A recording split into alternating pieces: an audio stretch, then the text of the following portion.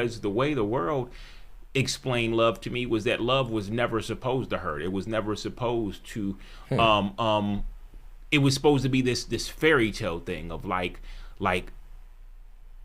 when I walked off into love always coddled me. Love always kept me secure and kept me. So a lot of people don't like when love corrects or when love challenges, right, because it's like that doesn't feel like the love I'm used to. That doesn't feel like the love this world. I've never seen correction or challenge when it comes to like these fairy tale understanding of love. I mean, and I think also it plays a huge role in like how you saw love growing up. Like I love people. I love people. So I know you've heard this. I love people who are like, I never saw my parents fight. Yeah, look, I respect it. I respect the extents that their parents went to mask and hide their disagreements. They're challenging each other to say, hey, look, let's just not do it in front of our kids right now, so that they will believe that love is this perfect love of like you don't ever see us fight, you don't ever see us disagree, you don't ever see us fall apart and come back together, because there is equally just as much to that, the fact that they were able to hide it that long, than it is to like just say, you know what, yeah, I love your mother, and the disagreement we had that you witnessed today was what parents do, and that's right. How it looks when we don't see eye to eye, but we are trying to find a good space of where we can continue to do this together and understand each other. And sometimes that understanding comes through conversations. It comes through conflict. Yes, right. yes. So I didn't want to stop your thoughts on it, but what were your thoughts on like just like how that looks, or like how that looked in your house? I think there's a distinction, right? Okay. So in my house, there was no working through anything. Everything was always a war, right? So that's when communication's been broken down for eons before the children came. Yeah. There's this adage that people cling on to sometimes. If the relationship is sick, then the remedy is children. And that almost always makes it worse, right? Because children, and I reject the premise, right? Jeez. And I want to make sure I'm clear, because I want to reject the premise that children make relationships worse. I don't think that's true.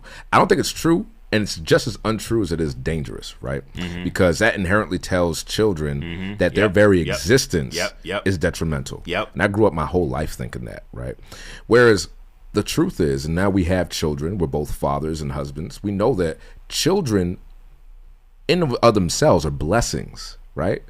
That we have to nurture, that we have to cherish, and that we have to be disciplined enough to be able to guide and provide leadership for. Yeah. But when the relationship is sick, everything breaks down, because as you know, when you're a parent and you're a husband, you're a wife, you gotta take care of the bills. You have to make sure there's enough money coming in. You have to make your investments smart. You have to make sure your children have everything they need. You have to make sure you have everything you need. Yeah. You're juggling a lot. Yeah. So if you're not able to do that before the children come, now, whew, yo, God bless you. Listen, I hope that every person listening that wants to have kids, it doesn't get harder.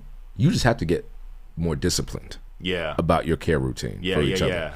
And so to answer your question, man, I think it's healthy for parents to have disagreements in front of their children.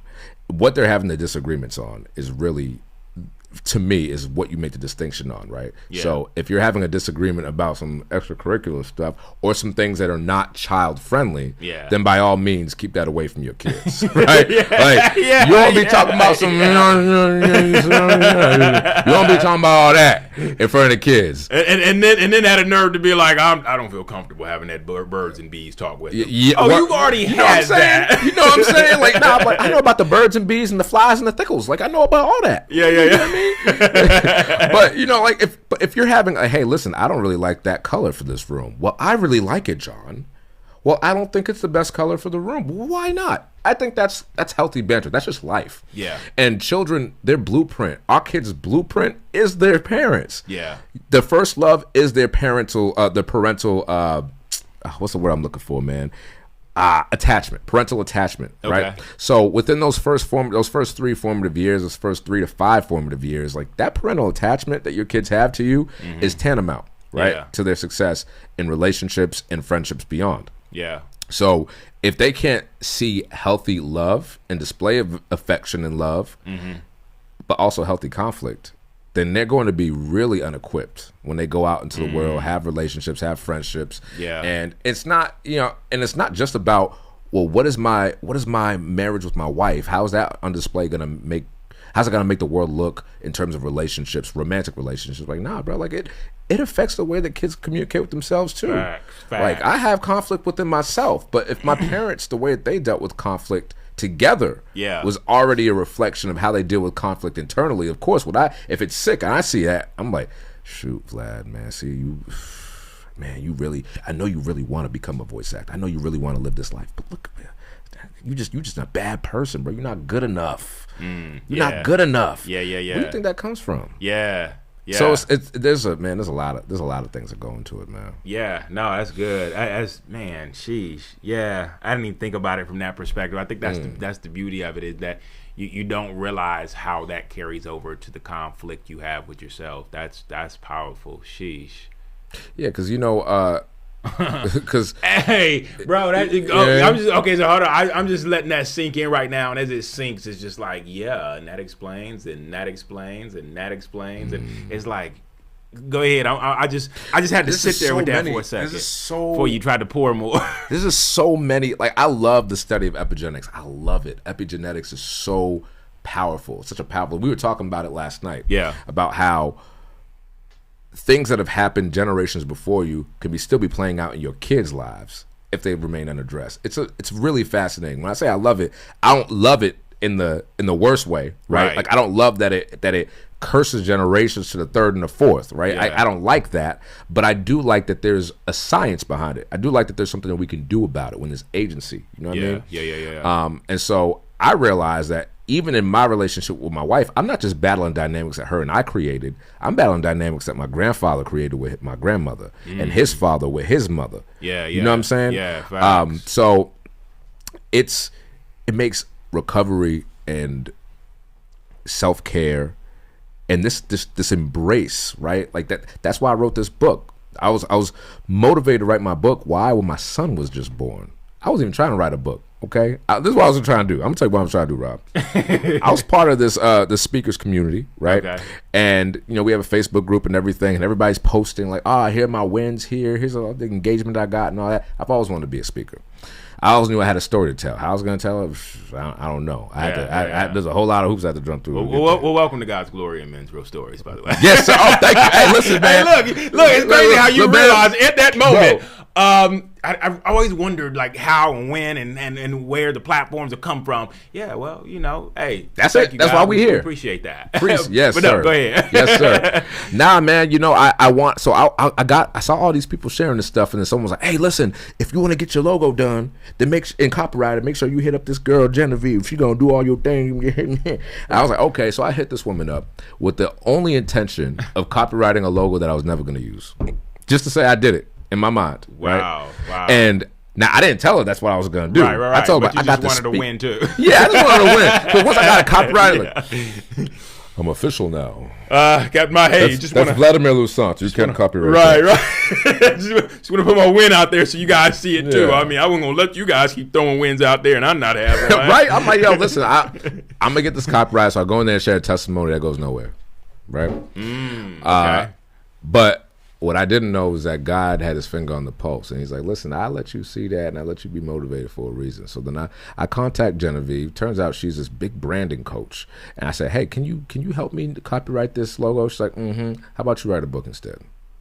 I'm like, a book about what? About my logo? Shoot, that's a short book. It just says Vladimir Louissaint, VLAD. Heck, that's 8 letters there and about 12. There you go. That's the book. I don't know if you want to write that. She's like, no, you don't understand. Because she asked me to explain, well, what is your speaking business?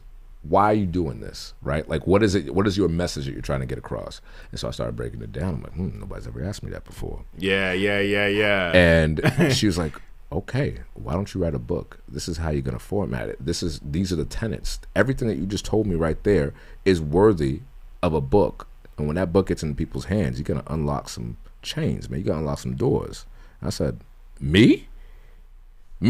Yeah. I'm not an author, bro. I'm the no. I might listen, lady. You nice and all, but don't get it twisted, okay? I was a fetus that wasn't wanted. I was the boy that ruined his parents' marriage. I was a child that's not supposed to be here. I'm not supposed to be here. You tell me I need to write a book? That's what people not supposed. That's not what people who not supposed to be here are supposed to be doing. They supposed to be in the corner over there. That's why I like to be in the shark in the dark in the, you know what I mean, the corner over there. Right. She's like, nah, you got too much promise on your life to do that, son. I said, oh. Okay, took it by the numbers, and when I accepted that, I received that, man, I started writing this book, and it was because I wanted something. I wanted for my son, who was only a couple of months old at the time. I wanted for him to have something that went beyond my time with him, if that makes sense. You know what I mean? Yeah. Think about this concept of legacy, what it is that we leave behind. For some people, it's their name in the lights. For some people, it's their name on a list of credits or something. Or for some people, it's an amount of money that they amass. But for me, particularly, because my family was so fragmented growing up, I always had this dream of reuniting my family. Right? I used to watch, I promise you, my little dial TV, you know, the tube TVs when we were kids. Only had 3 or 4 channels. Right? But I used to wholesome shows like Family Matters, like come on, The Fresh Prince. Talk about right? it. Talk about it. With the Cosby Show. Yeah. Come on, talk about it. Talk about it. Cosby, it hurts. It hurts to talk about it. But yo, Blow. I'll be honest with you. Like a lot of black kids, a lot of black families leaned on those shows. Yeah. Loved those shows. Families like the Parkers, and what I loved about them is that they were all in their own ways unconventional. Right? Like Will was sent from a troubled past to live with his uncle and his aunts, right? But was accepted as his own, and they still found their way to be a wholesome family, right? And still tackle issues like drug use and abandonment, and you know, sex before marriage, all this stuff, right? Yeah. Family Matters is the same thing. I'm like, one thing I always wondered, I'm like, yo, Steve, what's up with your whole family, brother? Why you always over these people's house? Yeah. That's a great question. Like, bro, we would like to know. Like to know, like, where was your family? Just for the record, so we can add that in there, brother. Where was your family? We're wondering, brother. We would like that question answered. We know that you didn't do. Did I do that? Like, we know that, but what did they do? What did they do to you, Steve?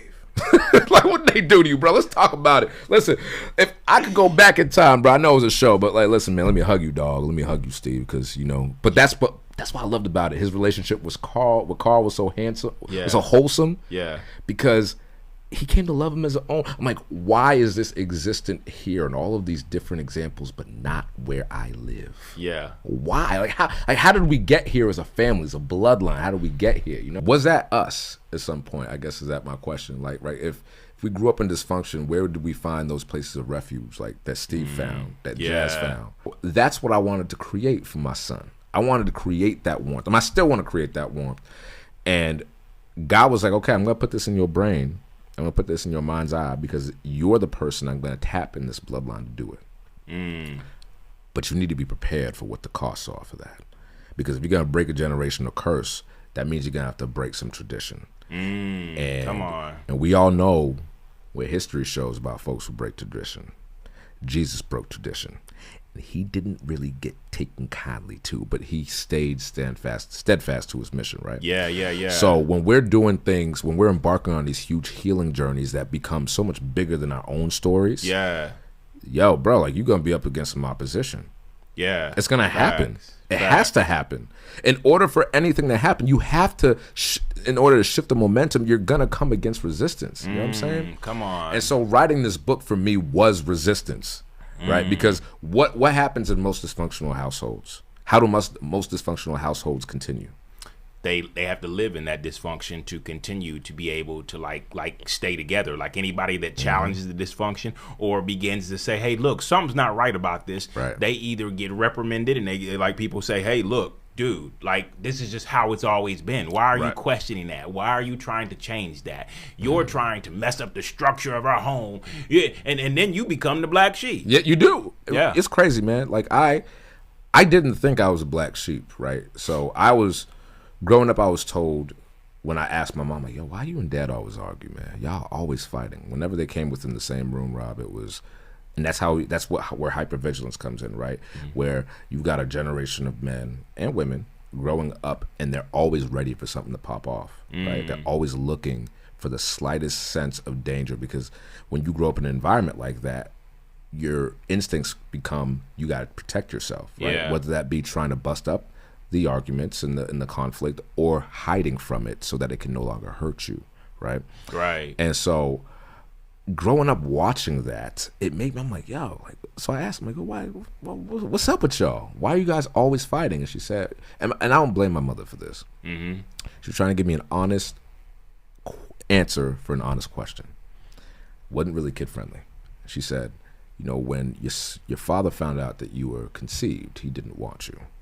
Now, what I know now as an adult is we don't know enough about a fetus to know that we don't want it. And it usually has, when a parent either states or they behave as though they don't want a child, that's actually not the case. What I know about my father now is that he so didn't want himself that making children in his image was enraging, frightening, and just chaotic for him inside.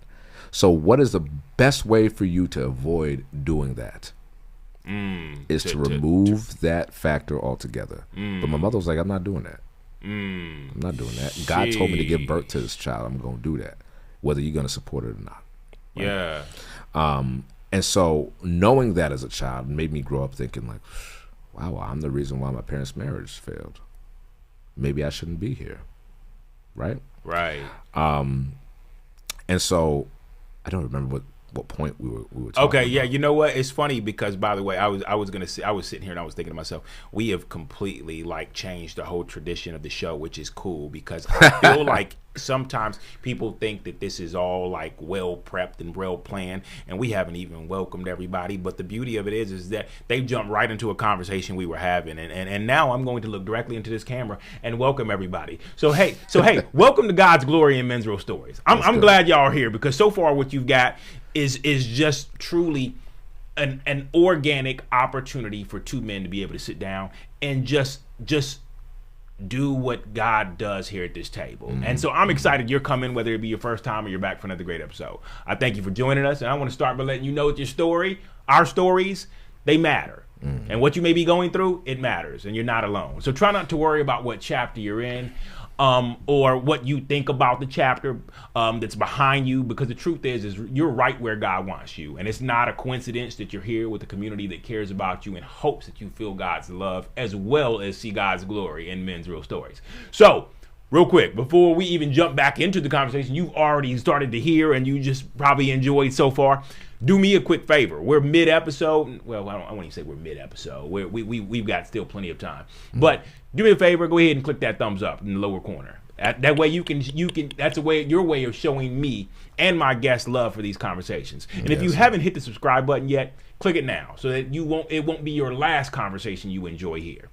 And I can't thank you enough for this. So this podcast is nothing without you and the men who God has put it on their hearts of saying yes to joining me. Like today's special guest, who you have already listened to a little bit of his story and already listened to a little bit of our back and forth, who traveled all the way from Boston to sit with your boy.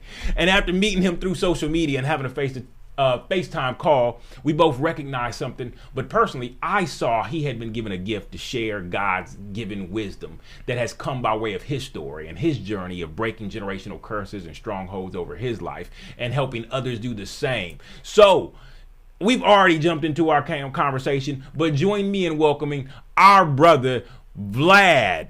Should I go by Vlad or Vlad Vladimir? Is cool. Vlad is cool. Vladimir is 8 letters. I don't hear that unless I'm in trouble. So I hope I'm not in trouble. Vlad. Now this is where I know he said, how do you, I want you to pronounce your name the way you told me to pronounce it. Okay. All right. So for those who don't know, again, well, first of all, brother, thank you, man. Yeah, no, thank you for welcoming me to the show, man. Thank you. I've never been to North Carolina, man. I love this place. There's a lot of green. It's great. It's great, man. Thanks for having me, bro. Yeah. Yo, listen, when we connected, man, I knew it was God's intent for us to combine. We had to. We had to. And now we here. We were talking about it. Yeah. We knew this had to happen. We here, man. So I man, much love and gratitude, bro. Yeah, it's great to be here. No, thank you.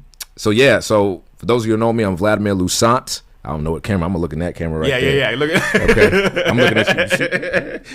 That's yours right now. Right. But anyway, listen, man, I'm Vladimir Louissaint. I'm a motivational speaker, voice actor, and author of The Embrace Method. Get your copy of The Embrace Method today. If you go on Amazon.com/ search The Embrace Method, you'll find yours. I'm also a content creator, which is how we met. Yeah. The Embrace Method, my book, is when I teach people how to turn their pain and trauma into the life of their dreams, right? Through exactly what you were talking about, right? Through embracing your recovery, embracing your story, your struggles, and most of all, embracing yourself, right? Yeah. Now, my name, my family's from Haiti, okay? Yeah. No dogs or cats, all right? But I had to put that out there. A lot of y'all clear tripping. Up the stigmas and all now. Listen, a lot of y'all be tripping on Haitians, okay? Haitians are hardworking people, and we eat a lot of things, but dogs and cats ain't one of them, okay? Most of the part, too hard to find. Either way. So my name is Vladimir Louissaint. That's the American version I gave. Louissaint, right? yes. But how did you say it when we were sitting here and I was like, okay, bro, just so I can pronounce it correctly, like say that, because as I sat here and I was like, I'm about to try to say his name the way he said it to me, and I was like, you know what? Let him say it. Okay. So for our podcast audience who are not of Haitian descent, is Vladimir Louissaint. But for all my Zoes out there, you know me, it's Vladimir Louissaint. Okay, you gotta put the Louissaint on there, right? And actually, so I don't know if you knew this, but Louissaint is a very common last name in Haiti, and the name is derived from Toussaint Louverture, who led the Haitian, the African colony in Haiti, was known now as Haiti, to freedom, being the first free black nation in the history of the world. So that's where Louissaint comes from. It's a derivative of Toussaint. Okay. So yeah, there's a lot of that in Haiti. There's Louissaint, there's Toussaint, there's Toussaint, man, whatever. There's a lot. Okay. A lot of letters, a lot of consonants, man. A lot of vowels. Nice. You just gave me a lesson in understanding it a little bit better, because it's crazy how you don't, unless you sit down and have these conversations, you don't really fully understand a person's history. So a lot of people, they just go based on the history that they've been taught or the history they believe they know about it, and they just run with that. And so I think it's so important to, like, sometimes to be like, so tell me more about your people, your background, so that I don't have to fill in the blanks for what I think about it, which is like, oh, well, yeah, cats and dogs, not a lot of them, because there's a reason why there's not a lot of them. And we make up these things. Right. That. Yeah. Nah, man, I mean, I am so super, super proud to be Haitian. It's one thing my mother always instilled in me, man, is to be proud of where I come from. Yeah. I come from a lineage of strong, robust, smart, intelligent, resourceful people. Haiti is one of the most underrated countries and civilizations in the world. And I think it really goes back to, to make a long story short, when Haiti won in 1804, when we won our freedom from the French, and we cast all the French out of there after the Haitian Revolution was concluded. We kicked everybody up out of there. We're like, hey, listen, this is our land. We're taking it back. You brought us back. You brought us over here. You killed off the Tainos. We're over here now, but we're not making you no more money, so get out of here, because we're not going to be enslaved. All right. The Haitian Revolution cooked off revolutions all over the world. Okay. Now, America, not wanting their slave trade, which was very, very lucrative, because that's what slavery is all about, right? Outside of controlling and subjugating a group of people to conditions that profit one other group of people, it was very profitable. So they didn't want Haiti going around motivating other black groups and colonies and other stops on the slave trade, on the transatlantic slave trade, to think that they can go out and rebel and mess up their money. So this is what they did, right? So France came back with a big old warship after we won. And they said, we're going to bomb all of your little, we're gonna destroy your canals, we're going to destroy everything, we're going to destroy your country, unless you give us our money back. So imagine winning your freedom, Robert, and then having to pay a price, a literal monetary price for your freedom, right? Being killed, being enslaved, being beaten, being murdered, being used for profit, and then having to go turn around and having to pay your oppressors back for their lost wages. That's what crippled Haiti. So that happened. I can't even tell you the years, man, but that happened pretty much right after the Haitian Revolution was set. We won our freedom. They're like, yo, you got to pay us our money. America, like, let me get that too. Got it. Okay. Y'all got some stuff over there. Okay. And, you know, and the thing is that Haiti didn't actually pay off this debt until the 80s. Okay, so I've heard that. Yeah. That is the little bits and pieces of like what I have heard about like the history when it comes to like the debt that Haiti had, and I was like, well, what puts you in, like, you always kind of like, you're curious about that, and of course sometimes I don't follow the bread trail to fully understand things, and that's a lot of us. We don't follow the bread trail to fully understand the history. We just kind of like go based on like what the books that we do have teach us, and we all know that a lot of times there's a lot that's left out if it's even put in there. And so I think that's and it's funny because even what we're talking about, that is even our own books. In a way, if you let somebody else write it, there are going to be bits and pieces of your story that will never be told the way you could tell it, because it would, most stories, whether it be a biography or it just be whether it be a self-help book or whether it be a Christian novel, there is factors that would make the book to some people not as readable, or more importantly, maybe not as what is it? It loses its punch when you put a little too much in there that could cause readers to stop reading it. Right.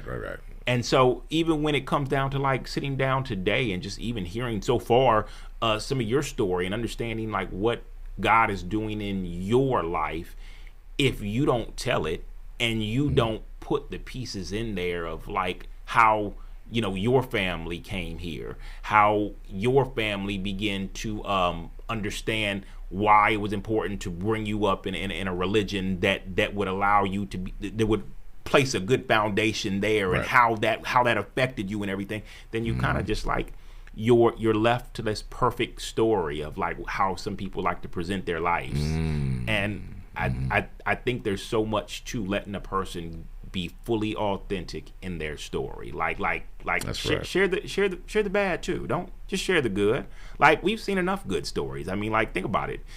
Disney is all about giving us this perfect story. Don't get me wrong, it starts bad, it has like has a storyline, and then it has to end in good. And so it always confuses us when we watch a movie or watch a story and we see a person still sitting in the uncomfortable, like sitting in the like, that's how you're going to end this story with us?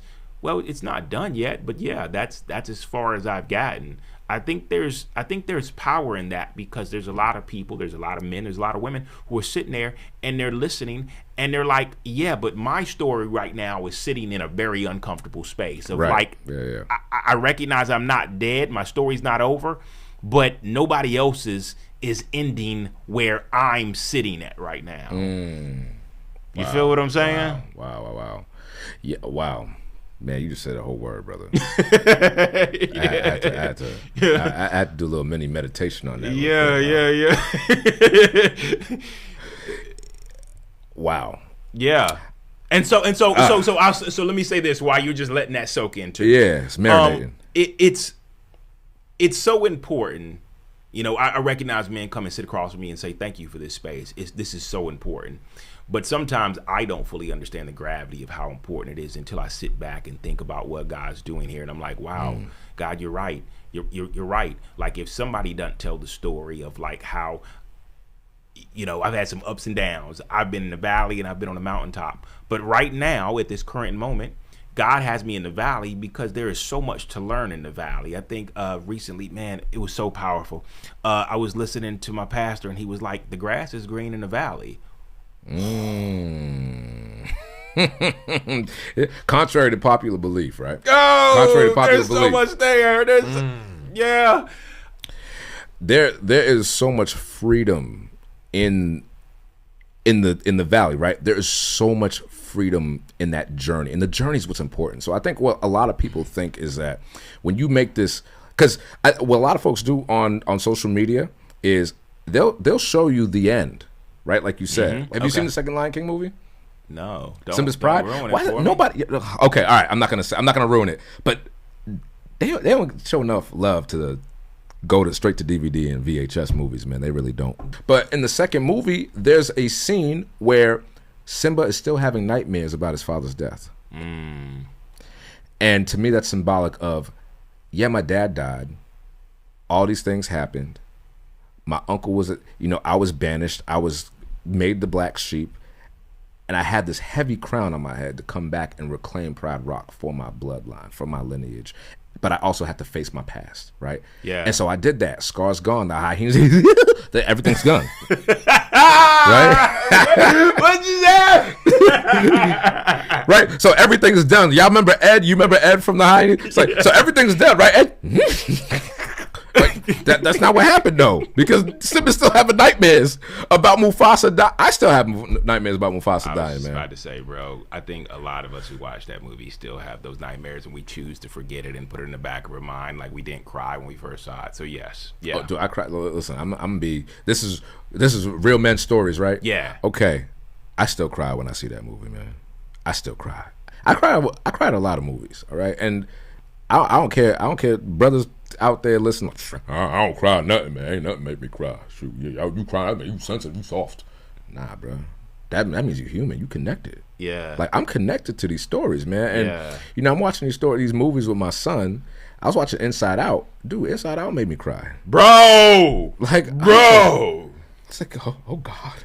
I thought it was just gonna be like Toy Story, like, okay, like, just nice little animation. But I'm like, come on, man. Yeah. They're doing it for the parents now, too. Yeah. And to me, it's just a nod for me, because, like, Pixar and these movies, like, yo, parents need that constant reminder to do the work just as much as they need to parent their kids. It's essential. Yeah. You know what I mean? And, like, the fact that Simba was still having nightmares about his father's death, it's not because he was paranoid that it would happen again.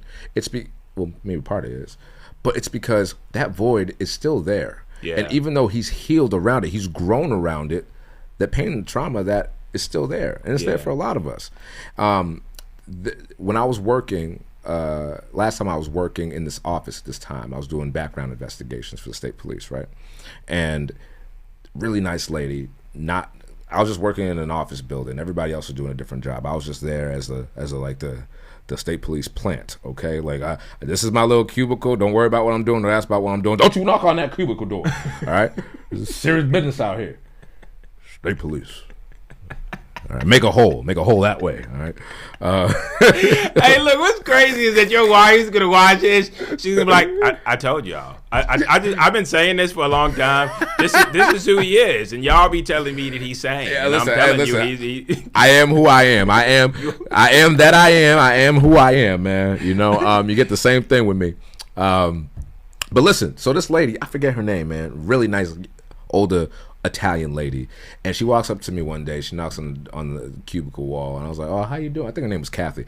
It's like, hey, honey, I just wanted to give you this illustration. Made me think of you, okay? I want you to read this when you get a chance, okay? Really nice lady. She'll bake you a pile of cookies, man, and just leave it there, and she'll reheat it too. Right. And the illustration she showed me was about trauma, and it was a series of jars, right, Rob? Mm-hmm. And the first jar shows what happens when we have trauma. And it's this big old, I think it was like a seed or a nut or something like that, and it takes up the majority of the space in the jar. And then as the illustrations continue, you know, there's rock in there, sand and stuff. So actually, that's another one. So this one is just about the rock. And so the jar is the self, the rock is, or the seed is the trauma. And then as time progresses and your healing journey progresses, the jar doesn't, so the seed seemingly gets smaller, right? Mm-hmm. And most people think, Well, time heals all wounds. Have you ever heard that one before? Yeah. Time heals all wounds. So when I'm first looking at this, I'm not even looking at the synopsis, I'm like, well, that makes sense. Time heals all wounds, right? Here's your trauma, here's yourself as a jar, and then as time goes on, it gets smaller and smaller because that's what time does. But what you don't realize until you read the synopsis is that the seed doesn't actually get smaller. The jar just gets bigger. Yourself gets bigger. And the synopsis says, our traumas are voids that we're always going to have and we're going to carry with us in that jar of life. In ourselves, we're always going to have that. But as we approach recovery and as we embrace those stories and really embrace the process of recovery, the seed might not get smaller, but the jar, we grow around our trauma, we grow larger. And so it's always going to be there, but the fact that it's so small in comparison to the jar illustrates how much growth is important, right? But if we don't grow, the jar don't grow. If we don't do what we're doing right now, we don't grow. Right. If real men don't share their stories, they don't grow. And the problem is with a lot of men, with all of us, man, is that we're not socialized, we're not conditioned to talk. We're not. 6 million men each year report having some sort of depression, whether seasonal depression or chronic depression, right? 6 million men. But only a third of them that had some sort of mental health issue, only a third of those men will actually seek help. That's a problem. Facts. Right? So we need to be crying more. You know what I'm saying? Like, we need to be watching some more Lion King. Well, okay. So think about it though. When we cry though, that causes another man to address our what is it? The lack of masculinity because we are showcasing any type of emotion. And I think it invites men into a conversation about why it is that I feel safe to cry, why it is that I feel safe to show emotion right now. And so I agree with you that we definitely should cry. But I think that even you expressing like the fact that all of us have, whether we want to, whether we still give ourselves permission to do it or not, all of us have. Some of us will even say, bro, sometimes I just want to cry, but yet won't actually do that because if I cry, how will that look to others?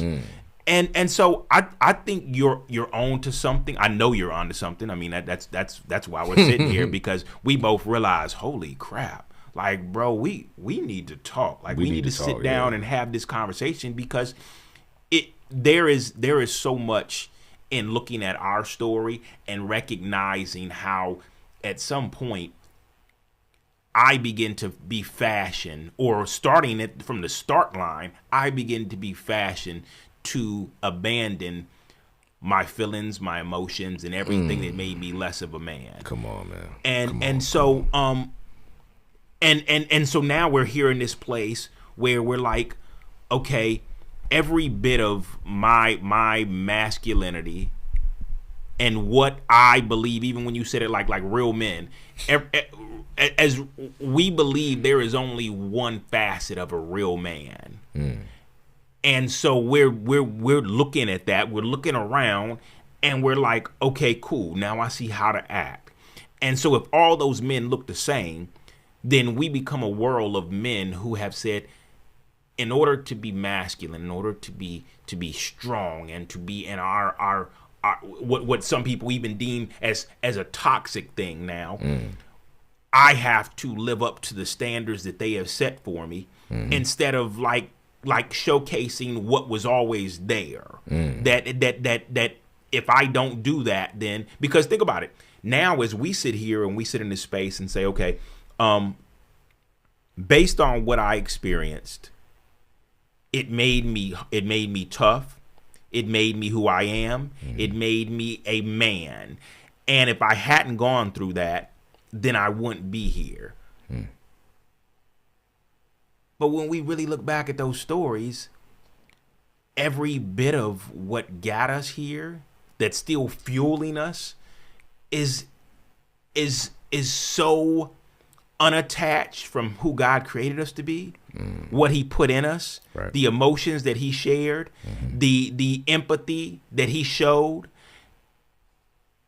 And I always think about this, how like my goal is to be more like Christ, but if I want to be more like Christ, does that make me less of a man based on what a lot of people perceive Christ to have been? This demure, this soft, cuddly version of God, instead of seeing him as not only the man who could gather around children, but also the warrior that he is. Yeah. And so we have chosen the warrior's route, but we have laid down the idea that I can be a man who is affectionate to my children, even more so affectionate to my son. And so I don't know. I it's not even a fight anymore, bro. It's I know the path that I'm on, but how I think we both are sitting in this space of how can I get more men to realize that their masculinity isn't dependent on being what everybody tells them they have to be in order to be accepted, in order to be affirmed, and in order to be seen as a strong man. It has to lack everything that makes them weak. Right. And you said something, man, that really got me thinking about this phrase that one of my men's coaches used. He said, proximity is power, right? And when I think of men being in position to be the best versions of themselves possible, right? We talk about this, how important it is for them to know who they are outside of their trauma. Because a lot of us identify not with who God made us to be, but with the circumstances that have been. Facts. So there's a version of me that existed as a response in survival, right? To my circumstances. And for me, bro, I promise you, when I got to high school, suddenly everyone was like, yo, Vlad, because I was just like an average sized guy. But then after my sophomore year, I joined the rugby team and I started lifting weights. And then I came back my junior year and I was huge. I put on like 20 pounds of muscle. Everyone's like, yo, what happened to you? And to me, it wasn't even about preparing for the sport anymore. It was about keeping people away from me, right? And so there's no easier way for me and for a lot of men to repel people, not only threatening them physically, but also threatening them emotionally by getting close to them, than to be a musclehead, right? Than to be a financier, right? Somebody who's just making a whole lot of money, the businessman. That's really masculine. It's really masculine for you to talk like Vince McMahon, right? Like you think about Vince McMahon, but for a lot of men, that proximity is so important. And like you said, if men surround themselves and we're surrounded by men who are doing the same thing and thinking the same thing, suppressing and impressing. We're just suppressing our feelings, trying to impress other people. Suppress and impress. Then who are we going to have an audience towards? Because and here's the other thing is that this is outside of trauma. This is society standards that we're talking about. Facts. So we don't even really get the opportunity to decide or to even have proximity to who did God made me to be. No. Society, in order for you to engage in society, for you to be successful, for you to be fruitful, for you to have a life that is relatively stress-free, even though you're probably still going to be stressed because stress is a part of life. Facts. You have to be soulless. You have to be callous. You have to be a man of few words. When you think about the boomers generation, most of those men are described as men of few words. But what we don't describe as stoic, right? Yeah. But they have to live through a lot of stuff. Yeah. Okay. And hold on, I just want to throw this in there real quick. And what they've lived through, their stories, they become a scar of like, check me out. You see my scar, dude? Yeah, bro. Battle scars. And so instead of like looking at it as like this is holding me up, it's like, nah, bro, check me out. Check out my scar here, bro. I don't ever want to lose that. Or it's like, oh, it's crossed my face. Yeah. It's a story behind that. It's traumatic, but you know what? If I lost it, I wouldn't be this cool guy with this scar anymore. Right. Bro, it's so true. But, when men are able to brag about things like that, it shows that is, bro, I'm gonna be honest with you, that is just straight up, I'm trying to cope and I don't know how. Yeah. So I want you to admire me and accept me somehow. And And at least if you're going to talk about my trauma, I'm going to make it cool. Yeah. Right. While I still figure out how to get over this, but if this is cool, maybe I'll just live this out. Maybe I'll just keep living this story out for you guys because it's cool to you. Yeah. Hey, you just made me think of something, man. When we talking about men's real stories, right? Okay. How important is it for men to actually tell stories? Not braggadocious, like, hey, man, in my scar, I got this one in Nam. I got this one in the Gulf War. Ooh. Yeah. That's a side peck for you. You know? How right? Like, if we got, in contrast to that, how much more powerful, how much more magnifying could it be if we got the real story, like just honest to God stories like you and I talking about from our fathers? Come on, man! Don't trigger me like that, bro. Like, don't do that because it's okay. So you said how impactful would it be if they shared their stories with us?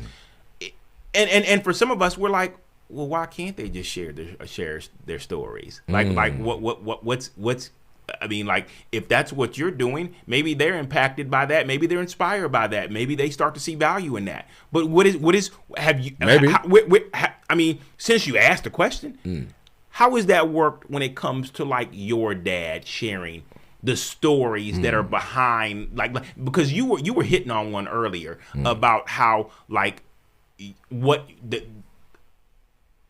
the message your dad had or told himself when you were born and how he felt like, I don't want to bring another of me into this world. There's a lot behind that, because then that says, well, how do you see you that you don't want to bring you into this world? And do you feel like your dad is in the place to actually share the story of what would make him dislike himself so much that he doesn't want to see another him here?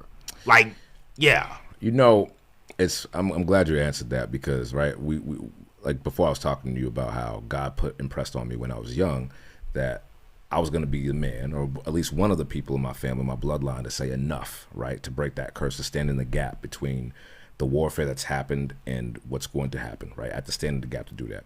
Yeah. And so this led me to, as I was writing my book. So when I wrote my book and I published it and everything, I was still working on it, but it was published. I was sharing it with my father on the phone one day, this last year.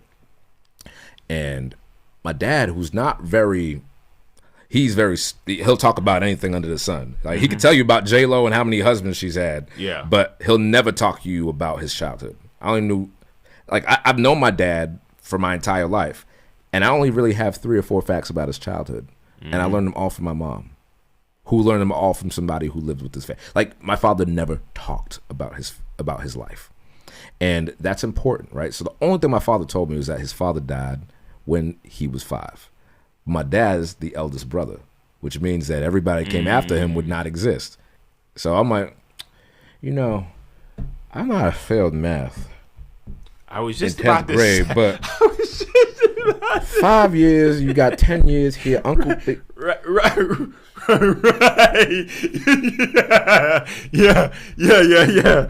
That don't make a whole lot of sense, right? But I didn't put that together until I wrote this book. So one day I'm talking to my father about the book, and I was talking to him about forgiveness and breaking generational curses. How my forgiveness for him has changed my life. My father isn't one to be like, oh, I'm very thankful, but he's just like, well, this is great.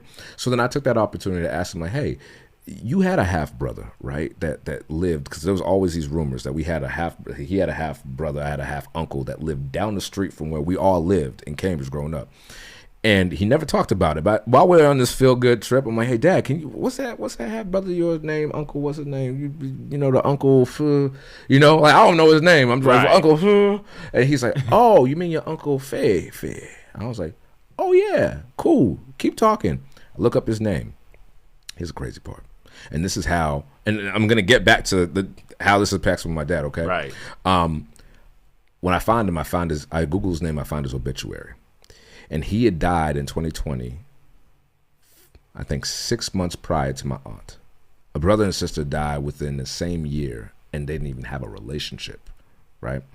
And that to me was gripping. So when I saw the obituary, I saw, I'm like, yo, man, my uncle had mad kids and he had mad grandkids. And I've always been thirsty, asking myself, how many more Louissaints are there? Because I've gone to school with Louissaints, and I asked him, yo, you my cousin? Like, nah, bro. I'm like, okay. Maybe they were though, right? Right. So I find all these people. So anyway, so I find these people. I connect with some of my second cousins, and this is a very new thing still. So we're connecting, and I'm just so thankful to God that not only does God extend grace to us, but he extends grace through us. And so there was something that happened that separated us and our bloodline. And now here we are in modern day, and we're able to connect. We're able to mend that through just not through talking about what happened, but honestly just through engaging in an effort-filled relationship between the two of us. Like, we just chopping it up. Yeah. And so I was talking about this with and so, you know, that's a relationship that I'm building, right? Right. With this other side of my family that I didn't even know. And so I asked my dad, I was talking to him about it the other day. I said, hey, Dad, I don't know if you know this, but last year we had this conversation, and you told me about Uncle Fefe, and I found his children. I found all the other people that we knew. And I was like, what can you tell me about your relationship with him? Right? He was your half brother. He's like, oh, well, I knew him in Haiti. I was like, oh, okay, so you guys were close. And then my dad paused, and the conversation kind of took a downshift. And he was like, nah, well, he was closer to my dad. And when I heard that, I couldn't help but stop and think, wait a minute, Dad's never talked about my grandfather. And the only thing he's told me, two things, is that he died when he was 5. We know that's false, okay? Right. 10th grade algebra 2 couldn't solve that any better, okay? Right. So we know that's false. The only other thing I know now is that he had another family, he had another son that he was closer to. That told me everything. Not everything, but it gave me a wide view into how my dad got to the place where now he has children that he's replicated, that he's created, and he doesn't want anything to do with them, right? And it's not because he doesn't love my brother. It's not because he doesn't love me. It's not because he doesn't want the best for us. Yeah. It's because he does not have the capacity to be a loving, affectionate, present, connected father. Why? Because the only thing he could say about his dad is that I wasn't wanted. Sheesh. And I'm like, Dad, you don't even know how deep that goes. And I think about my dad, and because I have forgiveness for him, right? Like actual true forgiveness, not intellectual forgiveness, but experience true forgiveness. Not because it's right, but because it was a release. And when I did that, my life with him changed completely, right? And because I have forgiveness, I'm able to see him more on a humane level now. Instead of looking at all the things that he did wrong, I'm like, what was done wrong to you? That created the opportunity for you to do wrong. Yeah. And when I hear statements like, well, yeah, I had another brother, he was closer to my dad, and my dad died when I was 5. Maybe, I don't know the age difference between the two of them. It looked like it was close. Maybe what my father was saying, yeah, my dad died to me when I was 5. Facts. Right? Yeah. And so I didn't have a father after that, even if he was alive. My grandfather died before he could marry my grandmother. Because he was just, I don't know. My grandpa was living young and reckless. I don't know what he was doing. Okay, we know what he was doing. And because of the records, we know who. Yeah.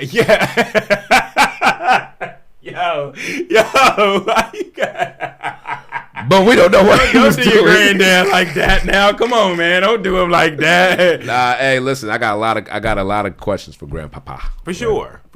And for sure. I'm trying to find those answers that I can't get from him in the stories that I get from my family members, my father, who I think there's more. I'll be honest with you. No, there's more. I think there's more that he knows. I think there's more that he could share, but he's just not in a position to, right? Because proximity is power. Is my dad when I look at that, like when I look at the relationship that we have, when I look at the relationship I have with my prayer partners and my circle of men that I can be vulnerable around, that I could talk to about my fears, my successes, my gifts, all these things. Was my dad proximal to people like that? No.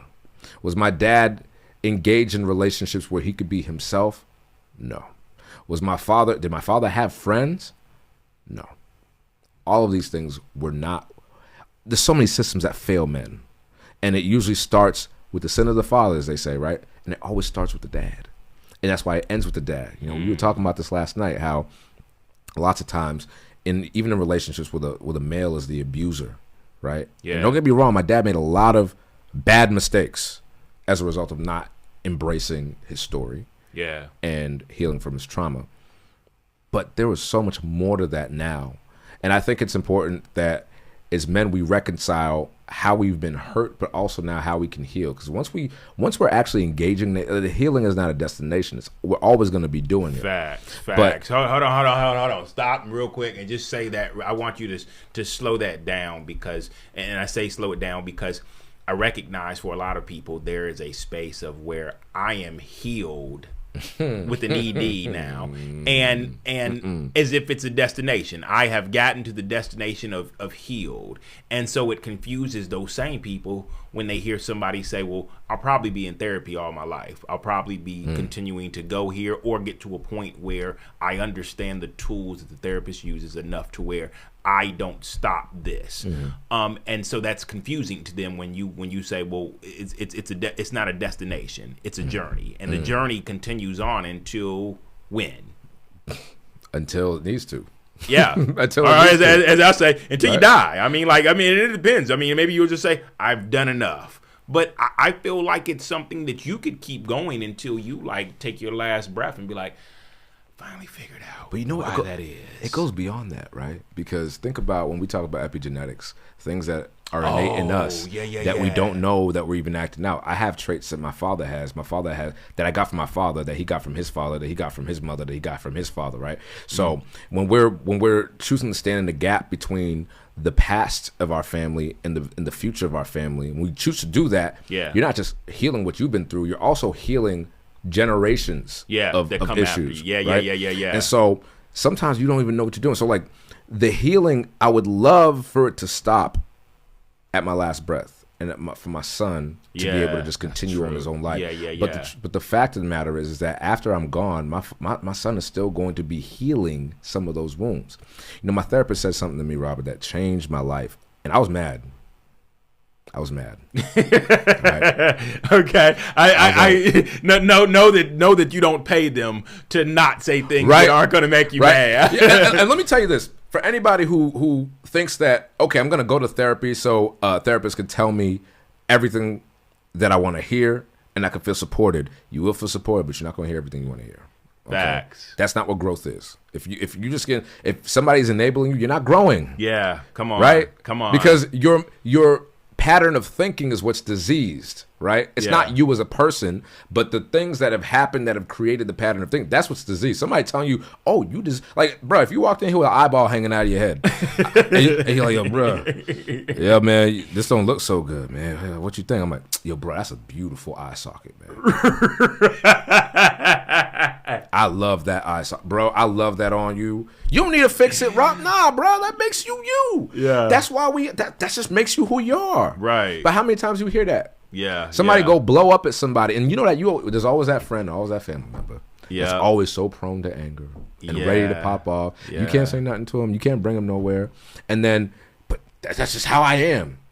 Yeah. Good gracious. You just triggered somebody, and first of all, they felt attacked. I'm sorry. Hey, listen, man. It's true. It's true. Now, look at how you are and who you are may not even be the same person, and oftentimes they're not. Jeez. But come on. People are going to see and experience how you are as who you are. Yes. So if you don't change, or if you don't understand how you are, then you're really not. There's not going to be a distinction between the way that you behave and the way that God made you. Yeah. Right? Yeah. So my therapist, man, he said, listen, brother, you are not, because one day I was in session, and I was just like, I gotta fix this. I see my aunt doing this, I gotta fix this. I see my brother doing this, I gotta fix this. I can't be like them, I can't do this. And he said, Vlad, you're not gonna get it all done in one lifetime. And I'm like, what you mean I'm not? Yeah. I'm like, no, bro. That's not why I'm paying you all this money for. Did you feel like it was a challenge or something? It was a challenge. It's exactly what it was, and I needed that. But I didn't want it. Yeah. I wanted him to tell me, well, you're doing the work. And he says that often. Yeah. But he's like, yo, listen, nah, bro. You're not going to get it done in one lifetime. There's no way you're going to have your children come out unscathed completely. Facts. Right? There's no way that you're just going to perfect it all. Like, look how much you have to get up against. I'm not trying to discourage you. Yeah. But I'm trying to get you to be practical, right? Yeah. And that if you realize that you're not going to get done in one lifetime, you can give yourself some grace. Facts. Because oftentimes, bro, like, and this is to all the men out there and who know that we need to do something about this, about this bloodline. We need to do something about this, about these patterns, these curses, these whatever you want to call them. We need to break them.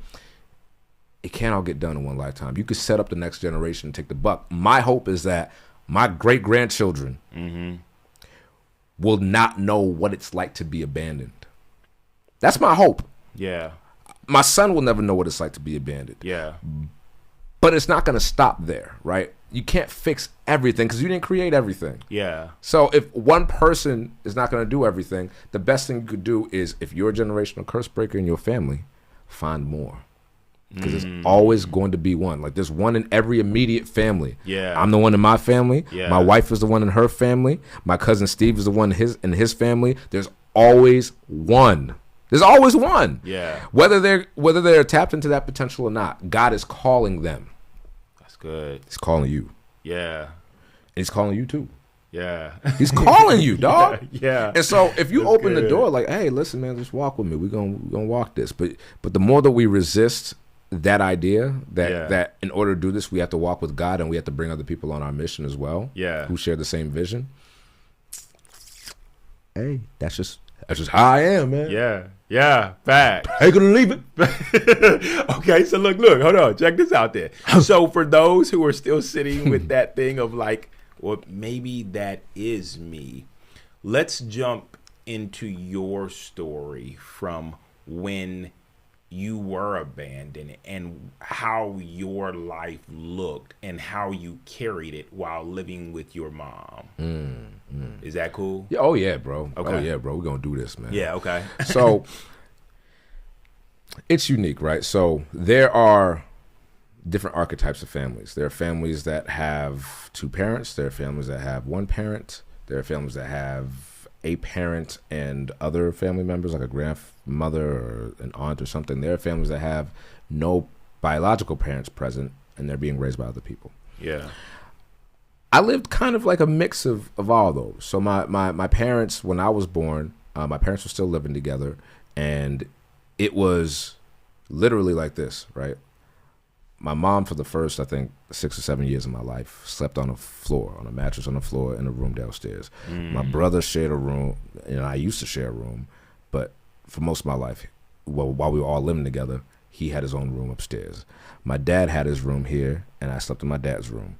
And that's how it was, right? Everybody was in their own corner, right? Yeah. And so my father was physically present, but emotionally, mentally, he wasn't, right? And I used to think my dad was this big tyrant because whenever he'd see my mom, he'd say terrible things to her, and he'd break things, and he'd break into her room, and he'd do all these terrible things and say, like, this is not your house, and I don't care about you, I don't love you, you need to get out of here, like things like that, right? But when I got older and realized how he was treated, so we lived in a 4-family house in Cambridge, and we lived in one apartment, and my dad's mother, his sisters, and his brothers, and my 2 cousins, they all lived in the other apartment. And then on the outside apartments were 2 tenants. They didn't last very long. Okay. Multifamily real estate, like, yo, you gotta learn how. You're gonna be a landlord. You gotta learn how to work with people. You can't really work with people if you're not a people person. Okay, let's just put it that way. Yeah, for sure. And so when I was older and I saw how they treated him, how he was treated by his own family members, kind of as the black sheep, the doormat, you know, he had no other recourse but to come out and lash out and exert control over the family that he's created. Yeah. Right? And that's what creates a lot of domestic situations, right? If it's a man, whether it's a man or a woman, it's a person out of control. And my dad was out of control. And sometimes it could be explosive, sometimes it could be implosive, but that's how it was. So as a result of that, my father, whenever we were having dinner, or we didn't have dinner as a family, right? So Dinner looked something like this, with a kid with ADHD and trauma and my brother who's autistic, right? My brother would my mom would set the food down. I'd take a couple bites and I'd get up and run in circles. And I know you got 2 kids, so that you know how it is, bro. Yeah. Like, take 2 bites, run in circles. Yeah. Sit down there. Take 2 bites, run another circle, right? And I kept doing that until the belt came out. I was like, oh, okay, all right. some good shrimp too. I don't like shrimp, but I eat this. Right? And it didn't come like that. Like, you get a couple cracks of that to your back, you're gonna be realizing how hungry you are. Right. Like, sure. That eggplant didn't taste good. Never. The best. I don't know if you noticed this last night, bro. We were eating. Did you notice how quickly I ate my food? You know what? Honestly, I thought it was because I was talking too much, and I was like, "Well, he's got all the time in the world." But then I was just like, "Nah, he's equally talking as much as me." So, like, what am I like? Am I a slow eater? Is this man man. Like he like you ate like the last child who always got the scraps, and if he ain't hurry up and eat them, he ain't get them. Right, bro. But my wife said the same thing. She's like, "Yo, how you eat so fast?" And my cousin Steve, he lived next door. We all eat fast, but it's conditioning, right? Okay. So we didn't have dinner as a family unless it was a special occasion, and in which case it was always my mom, my brother, and myself. My dad would be in the house, and then he'd literally, and I always had this image as a kid, he'd walk right by the table. And this wasn't always. I think there was a point in time where my dad, because I've seen them in pictures, right? Mm-hmm. I think there was a point in time when I was really young that my father somewhat participated in the affairs. But by the time I was old enough to remember anything, I don't remember that. Okay. And so I see my dad, this image of my dad just walking right by our table, exiting through the kitchen and going next door to sit with his family. This would happen on Christmas. This would happen on Thanksgiving. This would happen on birthdays. This would happen on whatever you mind, right? Okay. Wait a minute. Whoa, hold on. So he would walk through you guys' kitchen. So we had a dining room, and then so you have to walk. So here are the stairs, and there's a hallway, and the hallway leads into the dining room, which is where we'd have our celebrations, a big table. My cousins would be there and all that. So then we'd all be here, and then you have to walk through the dining room to get to the kitchen, and you have to exit the kitchen, and there's a shared porch between those 2 apartments, big porch. You come around, you go into the apartment. So in order for my dad to get there, he could have done one of 2 things. He could have, because there's a as you're walking down the hallway, before you get into the dining room, there's the front door entrance. Open that door, you go down the stairs, and you exit out another door. A lot of doors. It's an old house. Okay? Yeah. Okay. You're probably like, damn, there's a lot of doors. Look, I'm sitting over here like, Lord. Like a door leads to another door, to another door, to a porch, to a door. It's a lot of doors. But my father always, I don't know if he did this on purpose, but he always walked right by our table while we're all trying to have dinner as a family. And I remember I said to my mom one day, I was like, and I was crying. I said, Mom, I just want to have dinner as a family. And what I was really saying was, I just want my father to be here. Mm-hmm. And so that started fostering a sense of abandonment in me. And I'm like, my dad's here. Because it's one thing. Yeah. If you've never known, you know what I'm saying? Yeah. I used to wonder, what's worse for a man? What's worse for a child? Ask the question, because right? Yes. What's worse? Is it worse for you never to have known your parent? Yeah. Or is it worse for you to have known your parent and have them selectively not be in your life anyway? Yeah.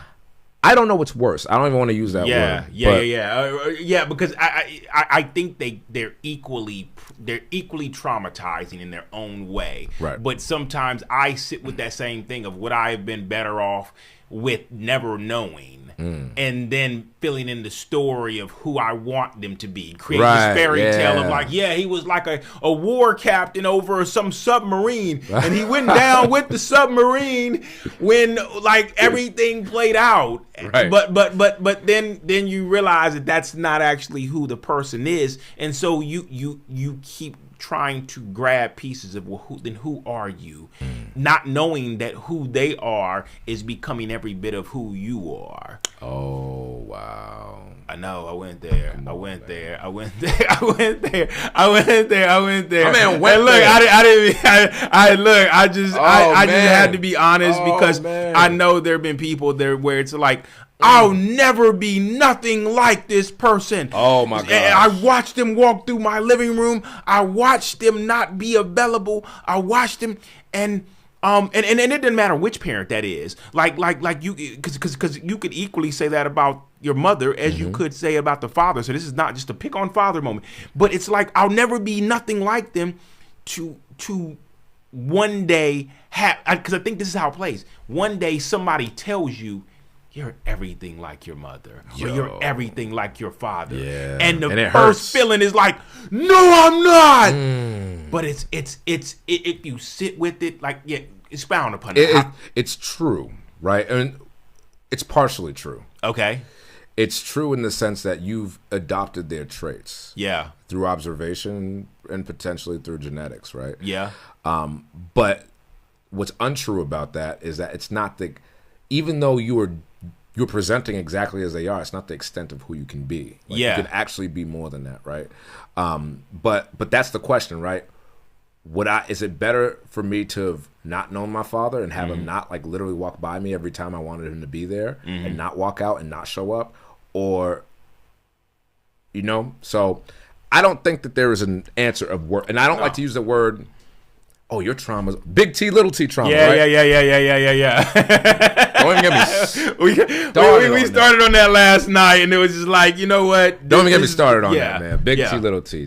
Trauma is a capital T in everybody's lives. If it's traumatic, it has affected you, right? So, it was early experiences like that.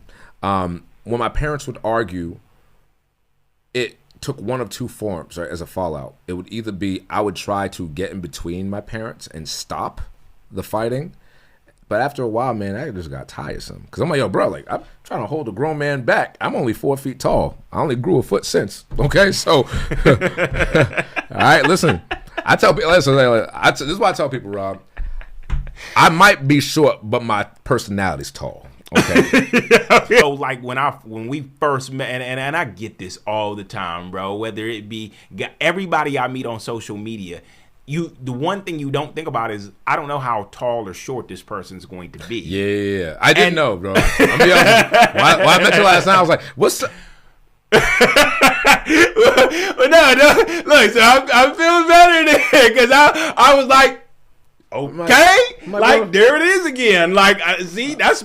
I'm like, damn, bro, if I knew you were that tall, I would brought my Timbs, man. You know what I mean? Listen, look at, that's a breakaway from the topic, right? Yeah, okay. But, masculine, what's masculine, what's not, like, we all, clearly, we that's contentious. We don't accept that, right? We don't claim that. Right. But there's something to be said about an experience when you dap a man up and you're at his chest line. And and it's just like you get a cheek full of nip. I'm like, yo, bruh. I'm like, bruh, why? You had to pull me in for the hug, dog. You didn't have to do that. Yo, cut it out, man. Hey, look, now you gonna make me really insecure about dapping people up to the store. Nah, I'm messing with you, bro. I'm gonna be dapping them up like, all right, bro. Like, that's worse. Well, yeah. What's up, little man? You doing good? Your mama good? That's what that feels like. Like, yo, what's up, nephew? Like, nah, man. Look, how do we get here from this story? Because I don't even know, man. I think this is why, like, we were sitting there so long last night, and I was just like, yo, like, we could do this all night long. We can, bro. We really can. Okay. All right. Abandonment. Okay. So,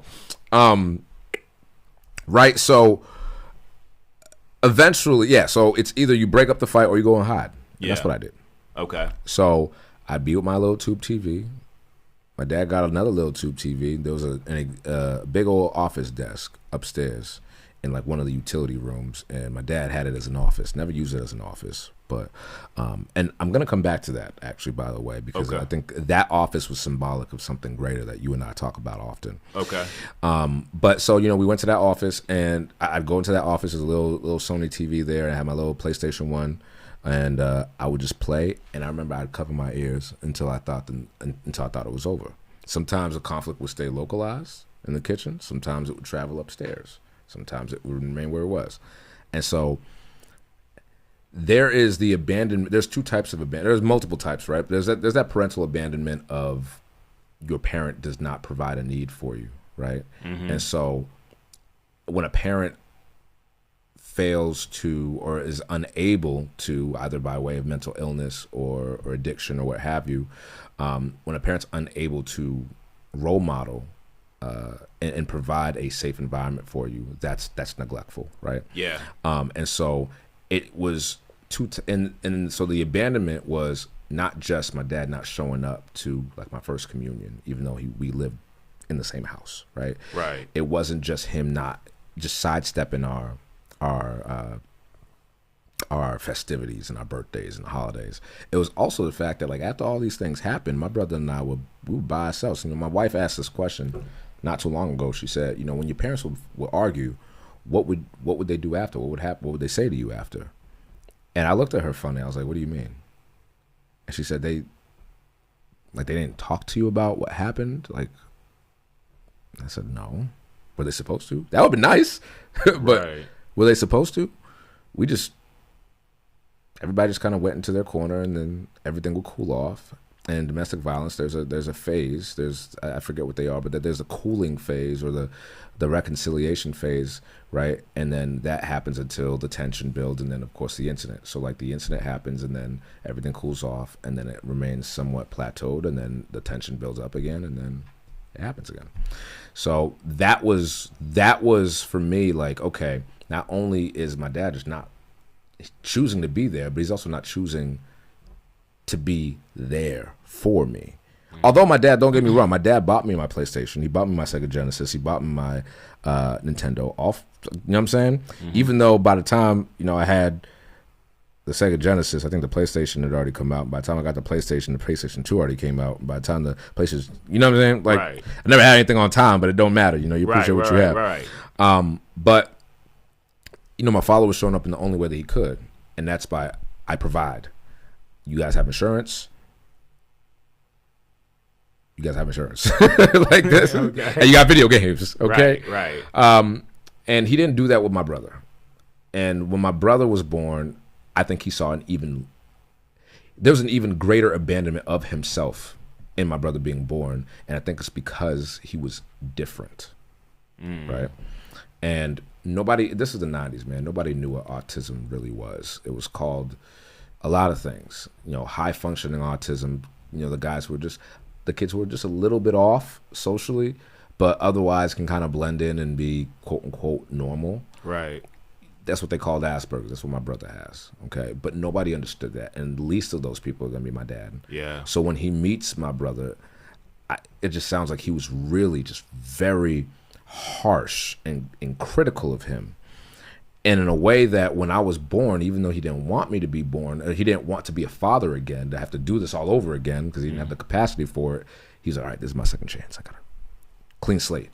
And so you can't actually create a clean slate as a dad unless you address the other address the other slate, or at least bring the other child into the fold. Yeah, for sure. So, but again, why would that be a position that my father would take if his dad didn't take it?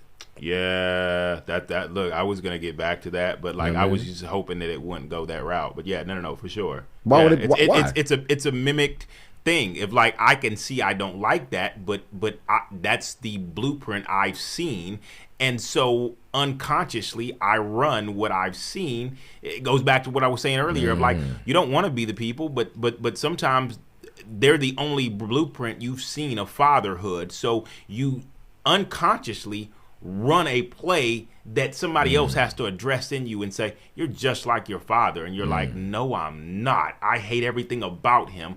I just didn't know how else to be a father based outside of what he showed me. You can declare it all you want. You can say, I'm not going to be like my mom. I'm not going to be like my dad. But unless you address what happened to them or it happened to you, which is very most likely what is similar to what happened to them, then you are going to be just like them, or better yet, you're not just like your parents. I mean, I think that's the blanket way, right. It's more so that you're coping with the stuff that your parents cope with in a very similar way, because that's what was drawn into their genetic makeup, but it's also what you've seen. Right? And so I had to realize, and it's a hard pill to swallow, dude. When you're in recovery, it's hard, right? But it's hard when you have parental wounds that you have to address in yourself, that you practice yourself, right? So for me, One of the things I'm still working on in therapy is learning how to communicate when I'm upset, right? And when I say when I'm upset, as soon as, and this was like the story of my life, bro, in a lot of my relationships, if I felt like somebody was getting ready to leave, if I felt like somebody was getting ready to abandon me, and the threshold for that was very low, right? I remember this girl was like, you know, I don't know. And this is high school, man. We were dating for like 5 days, okay? We were dating for 5 days. Bro, that was a heavy 5-day crush, though. Come on, man, don't play it. It was 5 days, man. And I was home with the stomach flu, and all this girl said to me is, I don't know, I feel like my feelings for you started to change. Oh, no. And I was like, what you talking about? and she said, I don't know. I just, you know, I really liked you at first, but I don't know. I guess my feelings for you started to change. Now, if we were adults, if I knew what I knew now, I'd be like, well, can we talk about this? Like, yeah, what is it that expound upon those feelings? Yeah, like what changed for you? Yeah. What can I do? Like, when did it change? What moment was it that triggered you to say, you know what, something's changed? Yeah, all that. And is that irreconcilable? Like, can we reconcile that? Yeah, like, can we change the feelings back? Can we make some new feelings out of that? Like, what are we gonna do with that? Right. Because you here, I'm here. Right. Why not? And I know a lot now. I know a lot. But as a teenager, yeah. As soon as she said that, I was like, what clicked in my head was, oh, you gonna walk by my table. Oh, snap. Like, you gonna walk by my table.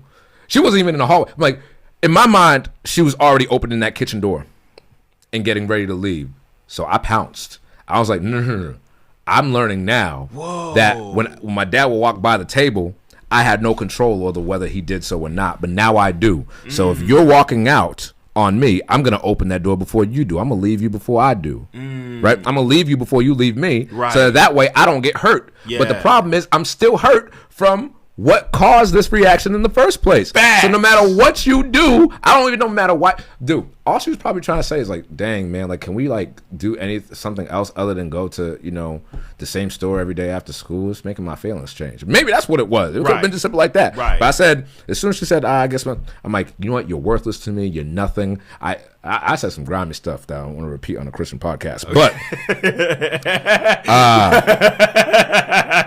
wait, when did I become a Christian podcast? Yeah, well, I'm a podcast that gives God glory. Okay.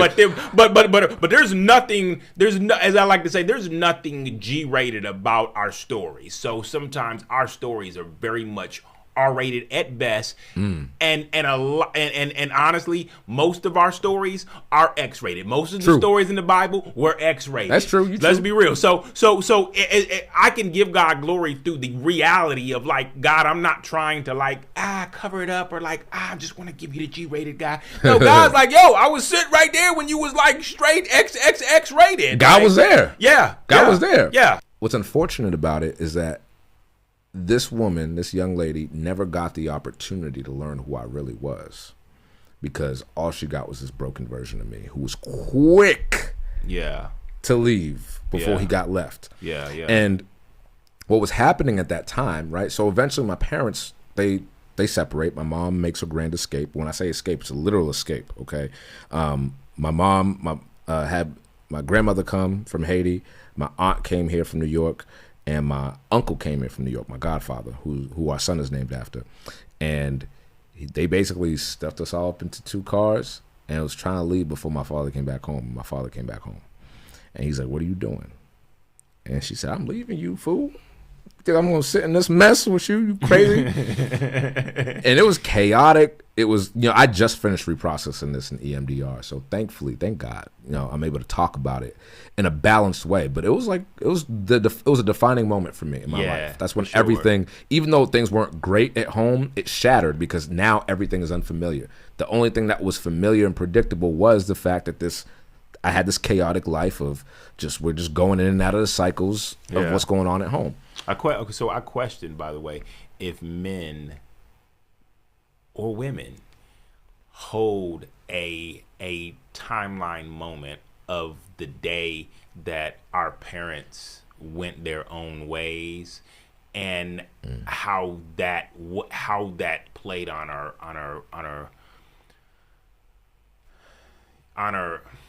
wow, just on like us not being able to process our emotions, but just the everything that was happening, the heighten of that moment. Because as you shared that, I was literally sitting here thinking like, yeah, I remember that moment too. I laugh, not laugh. I just wonder why it's still there. Like why that little like bloop, like I see it like literally right now. I can see it, and I see me being like taken away or like okay, we have to go, and being taken out of my dad's hands, and like I wonder why that's there. Like why that moment's there. So as you shared that, I just think about like how many people actually have that moment in their life where they just kind of want to shake it or move on from it, but it's still there. It's and maybe I need to go to EMDR, but I recognize how therapy is a key to like just sometimes breaking through what those moments mean that you continue to see in your head. Yeah, and to EMDR's point, it's very different than talk therapy. So I was in talk therapy for about 9 years before I started doing EMDR. And EMDR is far more comprehensive. And the bigger difference is in talk therapy, you could talk about anything. Yeah. Like if you're my therapist, I walk in, like, man, the barber left my lineup again. And I'm tight. And I'm looking at his lineup, it's all jacked up too, dog. And I'm like, you know what I'm saying? He just made me so angry. And the therapist's like, Hey, bro, take off your hat real quick. Yo, stop it. By the way, this is why, listen, I've been asking, I was polling everybody. So when I got reconnected with my first cousins, Steve, Ashley, and Richard, all the males on the side, on my father's side, on Facebook and stuff, I'm like, wait, time out, this is a disturbing trend. I'm like, yo, every one of y'all are bald. All right. Now, I'm the youngest male cousin, okay? So me and my cousin Steve were 9 years apart. Me and my cousin Ashley and Richard, they're actually closer in age, and we're like 13 years apart, okay? Yeah. So when I'm like, am I missing something? Is something going to happen? Y'all know about it? Because I'm telling you right now, I am not letting go of this forehead. Even though I really need to let go of that forehead, kids are so cruel. Man, I walked into school one day, man. I thought I had a nice lineup. Dude said, "Hey, yo, Vlad, when you salute, do you go like this?" I'm like, "Oh, come on, dog. Why you gonna do that to me, man?" I just had to tell the the barbers would be stressed out. I just had to tell the barbers, "Hey, can you do me a favor? Can you just like push my lineup down?" He's like, "Son, hey, yo, bro, I don't know, but just do it. Stop talking." Come on, dog. They got me saluting. I'm not messing with you, bro. Back. Come on, let's get back on, cause like you gonna have me like being really insensitive here to like lineups and all kind of stuff. It hurts, man. It hurts, but being bald. Hey, listen, I gave up the war, and I'm free now, so I'm cool. There it is. But so talk therapy is like you can talk about whatever. EMDR, you have to talk about these hallmark memories. You can't talk about your barber. You can't talk about the weather. You can't talk about politics. We're only focused. Our work here, our mission here, is literally when your father didn't go. All those core memories. Like I said, Inside Out made me cry. Yeah. It makes perfect sense now. It made me cry because all these core memories and how different life experiences either enhance them or make them come up again. These are all things I've worked through in EMDR, these hallmark moments. So everyone has those moments. Yeah. Especially if you had a traumatic, dysfunctional childhood. And I used to think we were the only ones. As that is everybody, even if they didn't experience what you're experiencing. Because some people think, well, I never had that story. And so, like, I don't have trauma. It's like, no. And everything could have been perfect, and you still have trauma. Something happened in your life. Something plays a part on, like, even how you show up as this nice guy now. Like so that there's a piece that in a way has created you and created your patterns and all of that, even if none of this resonates with you right now. Right. And it's true, man. Like, and so, my parents separated when I was 10. And at first I would see my dad on the weekends or whatever. And so like we were talking about this last night. So one day, there's a kid that lived, God rest his soul, He lived right next to me. He passed away a few years ago. So we were in the projects. We lived in Jackson Gardens. We live in Cambridge, and so we live in the last possible apartment on the 3rd floor. And the only thing above us was a roof. I'm like, dang, that's a long way down, dog. Like if there's a fire out here, yeah, that's a long way down. And so either way, so she thought I was, and my mom she was a single mom trying to raise 2 kids, right? Right. And she had my grandmother living with her, which is another wound. And she had my aunt living with her, and which is another wound. So like the dysfunction that she left, she brought the old dysfunction to replace it. So, it never really stopped. We just kind of traded one environment for another one. Jeez. And so, one day I'm like, we're arguing about, I don't remember. And my mom says, I said, I gotta go down. I'm going down the street. I'm gonna go ride my bike. I used to love riding my bike. I'm gonna ride my bike and I'm gonna get some candy and I'll be back. I'm gonna go blow off some steam. And she's like, you're not going anywhere. And I'm like, now I'm 15 now. Okay. So I'm too old for a beating. So I'm looking at my mom like, yes, I am. And she says, well, if you leave, don't come back. I said, okay, so now you don't want me either. So now you going to walk by the table too? I'm out of here, bet. So guess what? I walked.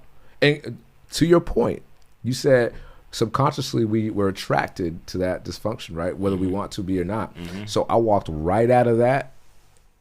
And I didn't come home. And I walked right to my daddy's house. I'm like, you know what? If I feel like neither of my parents want me, which was not entirely true, right? But that's how I was feeling. That's how you, if neither of them want me, I'm gonna at least live with the one that let me do what I want. Oh, sheesh. If neither of them want me, then I'm at least go to the one that lets me do what I want.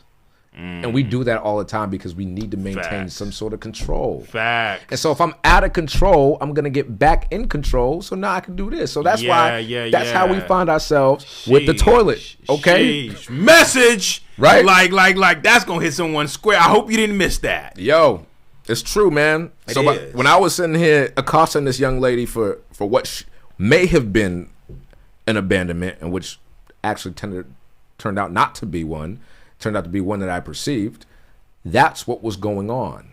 I was living with my father. I wasn't talking to my mother. I wasn't talking to my brother. I was pretty much estranged from that side of my family, and I'm living with a man that I still don't know why didn't want me. So I had no chance, real chance, at any relationship at that time. And when I was living with my dad, I lived with my dad for a year and a half. And like I said, I had like 5 or 6 girlfriends. Yeah. And my mom never let me date. If I looked at a girl funny, she'd be like, you better get your butt back inside, okay? Because she just didn't even want the smoke, okay? Didn't even want to go there. That's a father's job, right? Right. Counsel his son on how to relations and stuff. But I just never had that chance, bro. And a lot of men don't. A lot of men don't realize how out of control they've been because all of these experiences now are compounding each other, right? This is an example of how my childhood abandonment and now this more recent event, and now I'm living with my dad and I'm estranged from my mom and I've still got these questions that my dad won't answer. All of these things are starting to compound themselves on top of each other, where now I feel abandoned or I feel hurt by this woman, so I'm going to hurt her back. And then I'm going to go into another relationship and I'm going to have the same thing happen and I'm going to hurt her before she hurts me. And I'm going to remain with that hurt. So like it just keeps happening over and over. And a lot of men, we turn to our vices, brother. We turn to pornography. We turn to porn. We turn to women. We turn to drugs. And so, when we're talking about recovery, it's not about eliminating one set of behaviors completely off rip, cold turkey. Yep.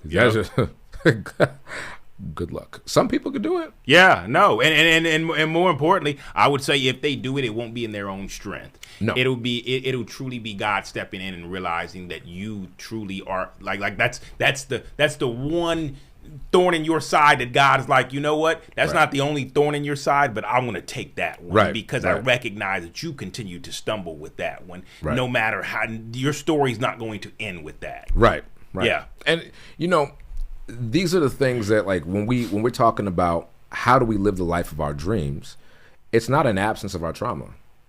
Right? Come on. It's not an absence of our trauma. That's good. So when people like, because this is what, how many times have you heard this?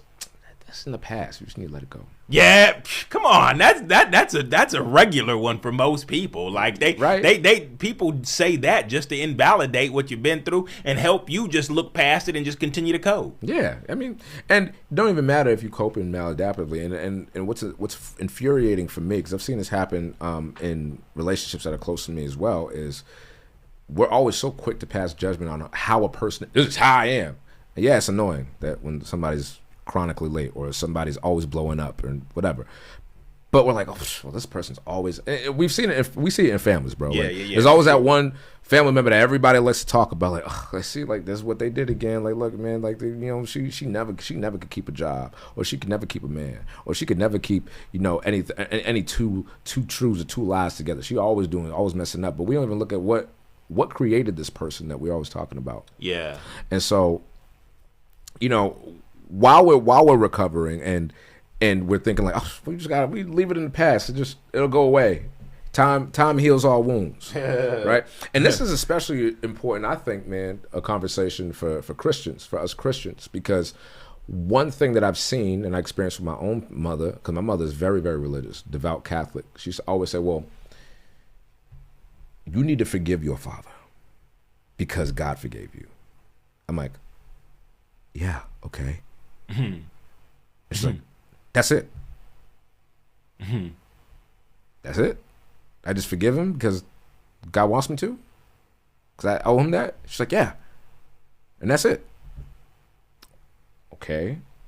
How do I do that? It's like, well, you do it because you love God.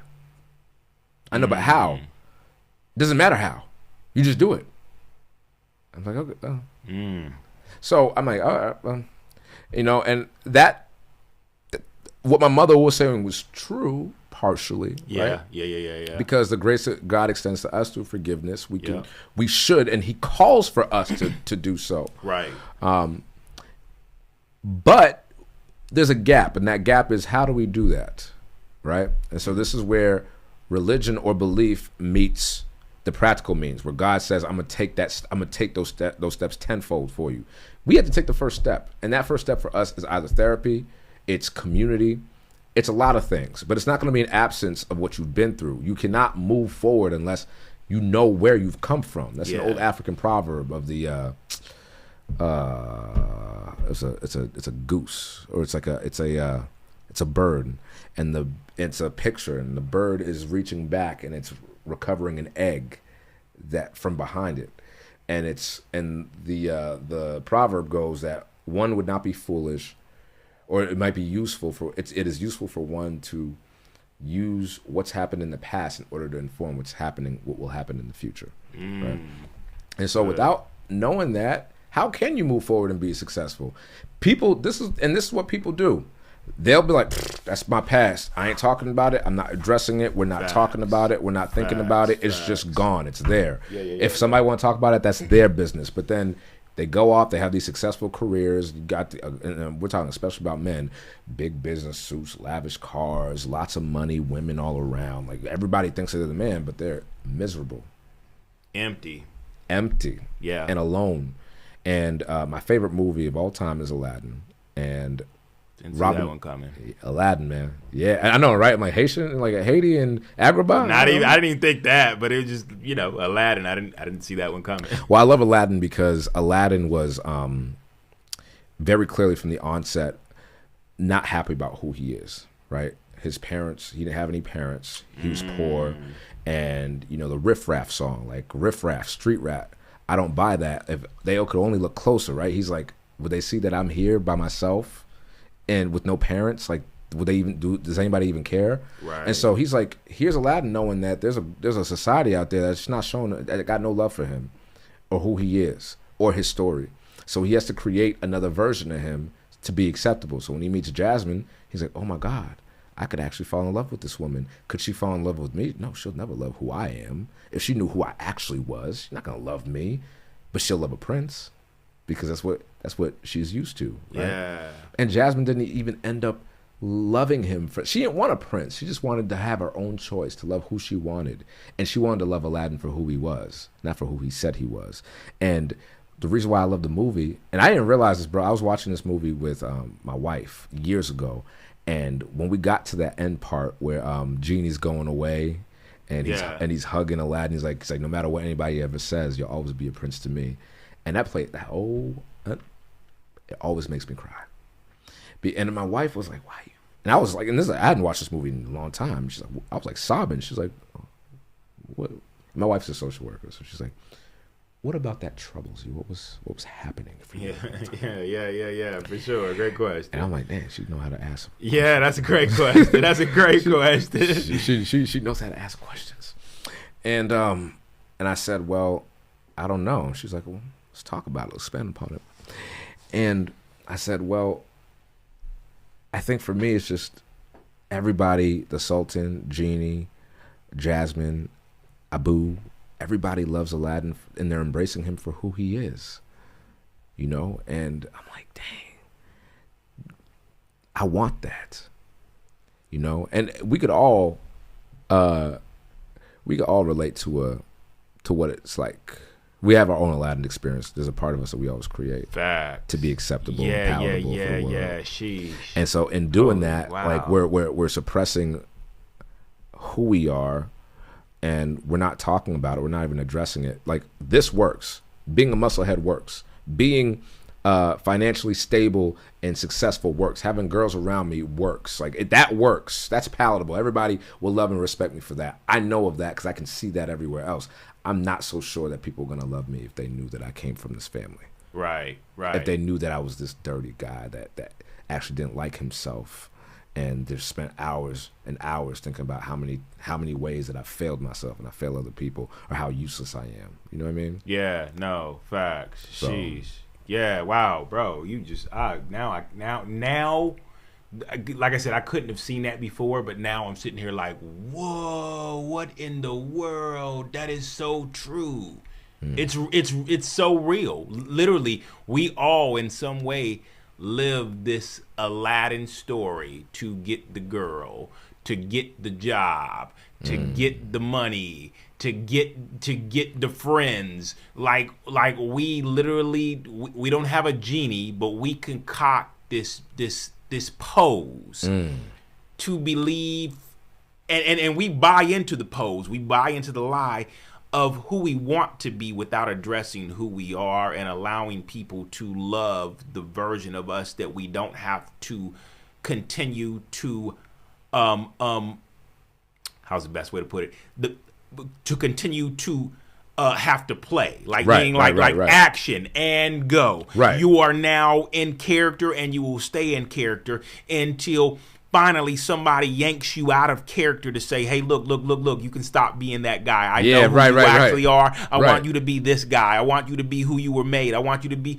who you were born to be, who before everything happened to you, before things changed who you were, before you experienced all this trauma. I want you to be that guy, and I want you to face what's happened to you so you can be fully who you were created to be. What was there, what was put inside of you, the gifts that were there and that are still there, if you'll actually understand how the gifts are supposed to be used. I mean, I think, let's be real. You knew you had a lot of gifts that were put in you, but a lot of times we begin to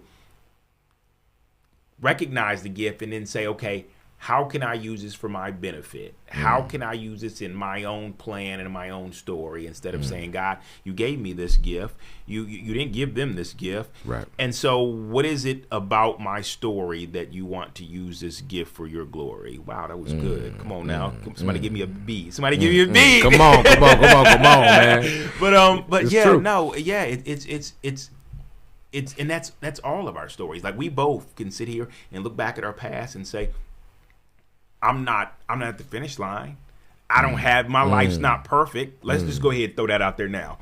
Our lives aren't perfect. Nah, man. Our lives aren't free from the struggles that we talk about now and still working through this. I appreciate you even saying like, yo, I'm 9, what did you say, 9 years in talk therapy? 9 years, man. 9 years in talk therapy, and that now just move. And so it's like, yeah, no. We are a constant evolve. Like, we are constantly working on this.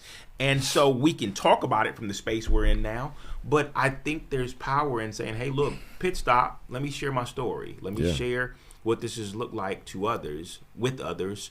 Let me, because you have a focus like where it's like, this is not just my information to keep to myself. Right. I think that's how I found, we both bumped into each other, in that I found you through the content where I was like, whoa, yes, he just said a mouthful. That was so good. And then I started looking more, and I'm like, whoa, he does this all the time. Like, this is so good.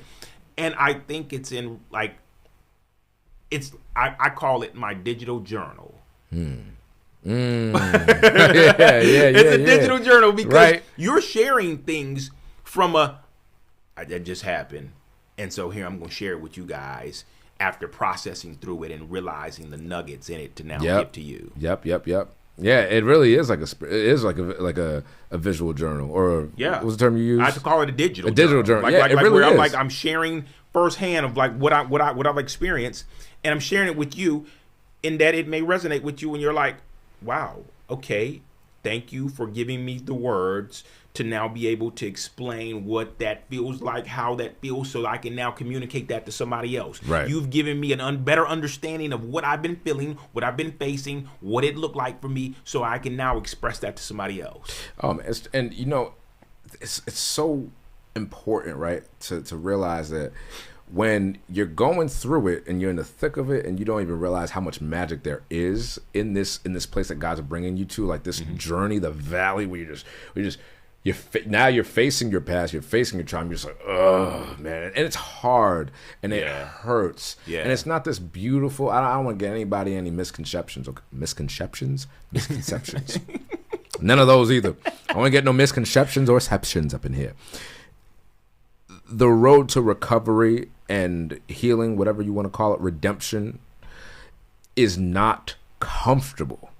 It is not. Yeah. And you know this, right? Yeah. It's not comfortable. It hurts. It hurts because when you start to unravel some of the things that you've been through and you find healing in that, you're only unlocking another layer that was there. Yeah. You gotta do some more.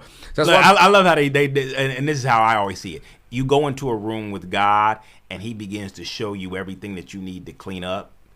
And as you clean it up, you realize there's another door right there in the same room that you now see because of all the stuff that you've addressed, and you're like, well, wait, where's this door lead me to? To the next, which is full of all that its own clutter. Yeah. And so it's easy to see that and be like, dang man, like I done opened 3 doors, I done cleaned 3 rooms, and there's a 4th door. There's more. Yeah. And some people get to that point and then they stop. Yeah. They stop what they're doing. They stop going to therapy. For they sure. stop going to men's group. They stop going to a support group. They stop their journaling, their meditation, their prayer. They stop going to church. They just stop it all. Yeah. Because it becomes so heavy. Some people just open the door. You ever open the door to a restaurant? Come on. And you're trying to hope you can just drop in and you're like, nope. Right. Yeah. For sure. Yeah. Like you look around at everybody in there, and honestly, you like, yeah, no, let's not do it. Yeah, nah, we're not doing that, man. Like it's happened so many times. A lot of people, but for many people, that's what happens. They open the door. They might go to that one therapy session, or they might go to that one support group. Yeah, and be like, okay, no, I'm not doing this. We're not doing this, and they never go back. And so then, fast forward 30, 40 years or so. Like, dang, I'm gonna share something with you, Rob. So this actually goes perfectly with what we're talking about. So. Remember how I mentioned my aunts and my uncles on my dad's side? They all lived in that one apartment with my grandmother. So my grandmother lived there. My grandmother, God bless her soul, God rest her, she lived until she was 98 years old. Wow. She died a few short months short of her 99th birthday. I'm like, dang, that's some good genes we could look forward to. Okay, Right. My mom's mother died at 94, so if all goes well, considering the trauma they've been through, they live long lives. But she lived there for my entire life anyway. And my aunts lived there, my uncles lived there. So then when my grandmother died in 2015, it shook the family because everybody came to the house. Even after they left, we all came back to see grandma. And we all came back to see my aunt, Tataglin. So when my grandmother died, my aunt, who owned the house, she was always depressed, right? We just didn't know it. I had this image in my mind's, in my childhood of my aunt laughing with me and talking with me and offering me sweets by the table. And then the other half of it was I saw her staring out the window all the time for hours, right? And I didn't know. I'm like, wow. I just thought, like, wow, she really likes looking at that brick building across the street because we had a homeless shelter across the street. So, like, man, she must be really, trying to think. But I think she was just living vicariously through everybody else because she felt like she couldn't live her authentic life as herself. Because now she owns this house. Ain't nobody paying her rent, right? The house is falling apart. Everybody's always criticizing her. And she feels so alone. So when my grandmother died, I think my grandmother was like that protective factor from her other siblings. So when she died, she just plunged. And I think she's already on the cliff. Yeah. But when my grandmother died, that was that last piece of rock that just gave, and my aunt plunged into a depression, and then the dementia came almost immediately, right? And then that was in 2015, and my aunt died 5 years later. And so when my aunt died, now the childhood home I had that everybody lived in for the last 40 years, it's been my family for like 40 years, now that's gone because we had to sell it. And this is a lesson to all my folks. Estate planning is important. Get yourself an estate attorney. Get an estate. Don't just get a will. Get an estate. Don't get a will made. Get a living trust. Make sure you know what's going to happen. Don't wait until you figure it out after, because probate is a thing. Okay, so our family couldn't pay the tax bill. Right. So what would have been the it was back taxes, but also the capital gains tax. So we had to sell the house. And so after it was sold, my aunt and my dad, the last two remaining left that lived there, not the remaining because two of my uncles still alive too. Now for the first time in about 70s plus years, my dad and my aunt had to figure out life on their own because they had lived with family their entire lives, right? Yeah. And so I remember a call that I had with my aunt who lived with my aunt Tunzi. So my aunt Tunzi lived with my grandmother, and she slept in the same room as my grandmother her whole life, like literally from Haiti to New York to as my family's journey to Cambridge where they landed. She was with my grandmother my whole life. My grandmother died. Her life died with her, right? Right. So then now I was calling her one day. I was on a detail, and she's like, Vladimir, I feel like I wasted my aunt don't talk. Okay? She never talked. She always cooked, didn't talk. And if she did, it was out of anger, out of frustration. Like she was not very cute and cuddly. She was basically opening up that pot just to let off some steam because the truth of the matter is in order for her to go, she just needed just enough. Just enough. And it came out through anger. It came out through anger. Yep. And resentment. Yep. And just vitriol. Just you ever see somebody who's just, or a dog that's been mistreated and they're just barking all the time. And it's not because they're bad dogs, but it's because bad things have happened to that dog, and now the dog is always just lashing out. Yeah. And so that's how she was. Good. So one day I called her up and I asked her how she was doing. This is shortly after the move. We sold the house and everything. And she's like, Vlad, I feel like I wasted my life. I was like, hold on, let me put this on speaker. I need to hear this a little clear. I'm like, I'm sorry, you said what, Tunzi? She's like, I feel like I wasted my life. I lived my entire life with my mom. I gave my entire life to her. I didn't have any boyfriends. I didn't have any marriages. I had no kids. I had no vacations. I never left the state since I came here. I have never done anything apart from my mother. And then she was gone. And not 5 minutes later, not 5 literal minutes, but like literally is right after we buried my mother, who was in that hospital bed in our house, my sister is in that same hospital bed. And now I have to take care of her. And I'm still grieving my mother's loss. And now I have to grieve the loss of my sister. So when my sister, when Teta Aglin died, and now I'm sitting here in this apartment, I'm realizing like I have nothing to show for my life. I wasted my whole life living for other people that I thought needed me when I really needed myself. And now here I am in my 70s, and I'm lost. I'm lost without my mother. I'm lost without my aunt, my sister. I've got nothing now, right? And in retrospect, she still has my dad. She still has me. She still has her family. But she doesn't come to family gatherings, right? She doesn't really socialize with the family because the hurt is so heavy on her spirit that it's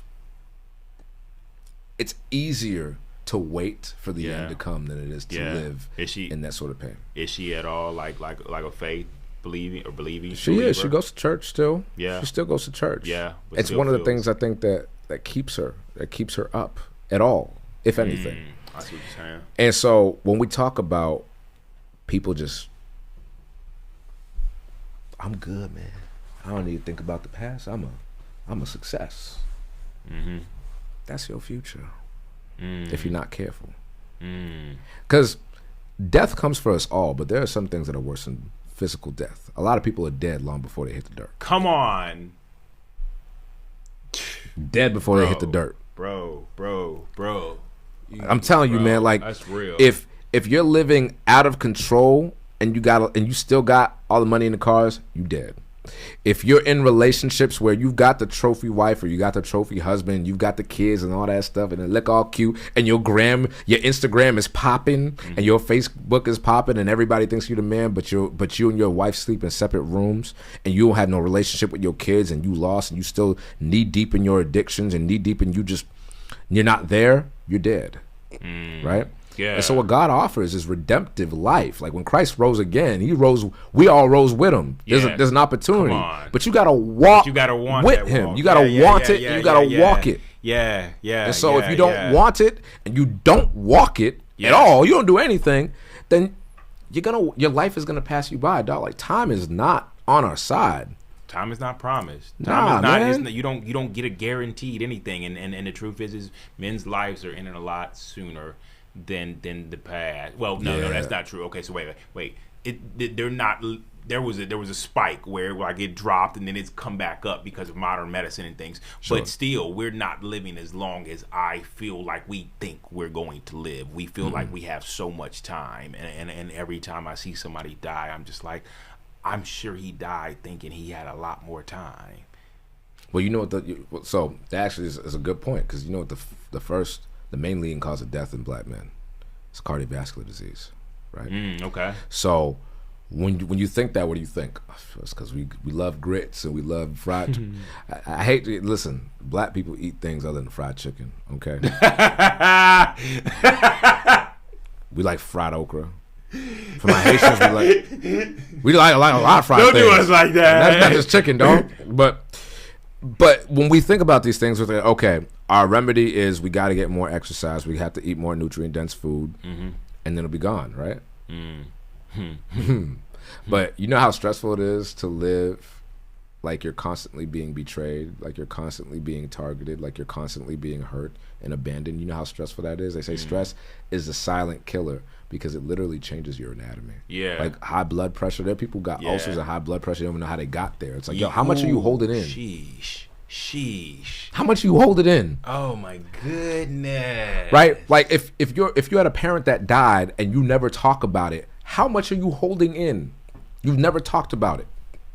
Yeah. It's gonna kill you. Yeah. It literally will kill you. Yeah. No, you listen, you're spot on right now. You're spot on. And a lot of people don't realize that your mental health leads to your physical health. Yeah. They are in direct correlation. When you ignore your own mental health, it is played, and you don't even realize it's played on your physical health most of your life, but you don't realize it until you begin to address things, and not just your mental health gets better, but your physical health begins to get better. I love how you even threw out the ulcers thing of like literally it's like your body is opening up to relieve or open just so it can just let off steam. Literally, it can let off what you're holding on to. And I know that's literally not the scientific reason, but like I see that being like a way of like your body saying I needed to open to let Well, off something. no, you're actually spot on, right? So I learned this in I think honors biology. Shout out Mrs. Augustine. That's my favorite teacher. But so the body's main goal is to reach and maintain what we know as homeostasis, right? You've heard that? Have you heard that term, homeostasis? So all homeostasis is a big old fancy word for balance.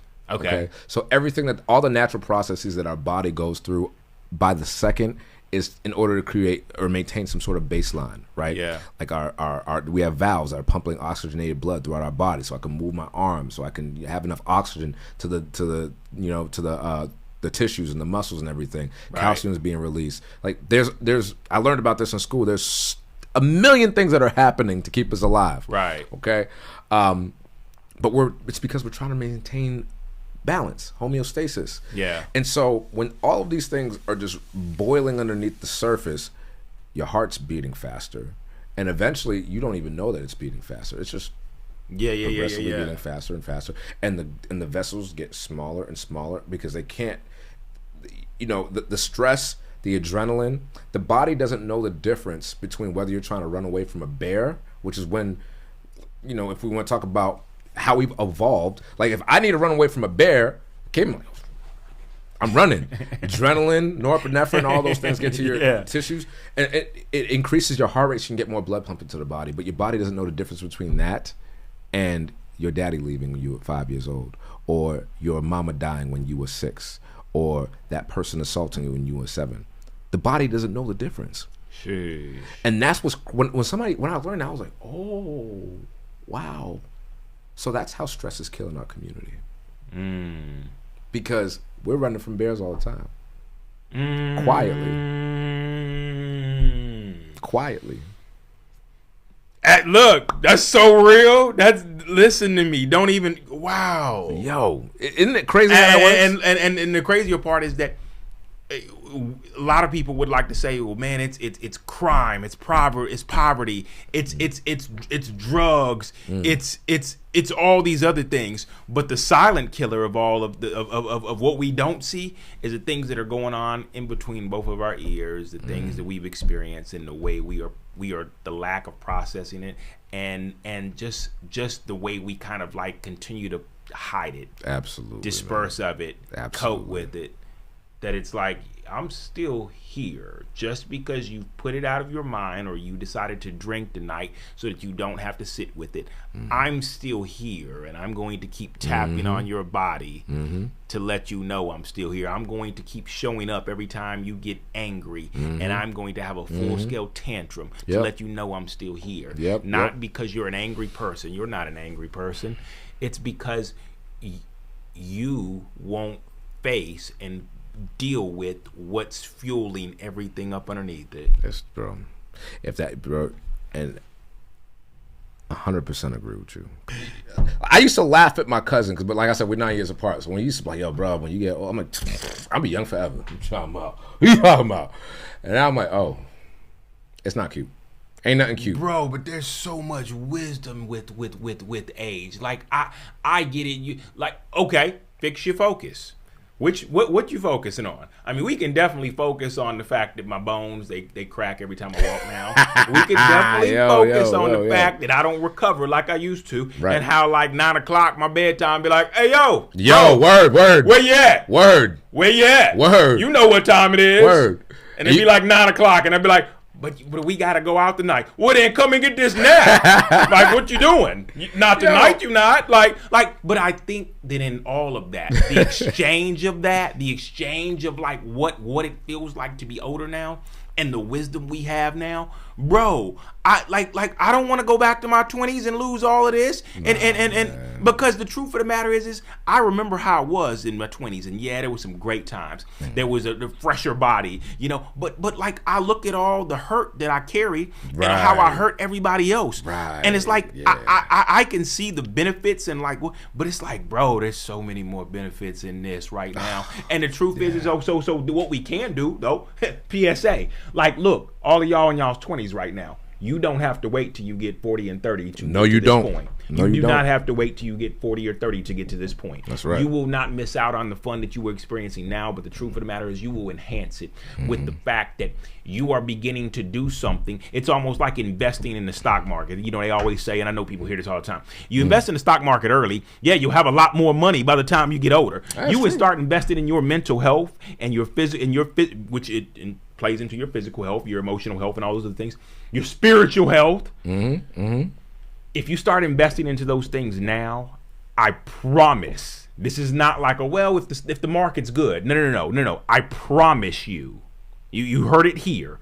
I promise you, you will age way better than you will if you ignore it until your 30s and your 40s. That's if true, you man. start investing in it now, I promise you, you will age way better than you will ever age if you wait till you're 30 and 40. I say that because I am here now, and I wish, not that I regret it, because I recognize in my story I had to go through that, but I wish that I had put a little bit more time in focusing on my mental health, my spiritual health. Yeah. But you know what? I have to give myself grace too, man. Oh, with for that. sure. 'Cause, Yeah. You know, I think a lot of times when I'm sitting here thinking, I'm like, damn, bro, I could have, if I would have come to this conclusion, if I would have started going to therapy maybe like as a teenager, like when I ran away from my mom's house, maybe I would have done this or done X, Y, Z. But you know what?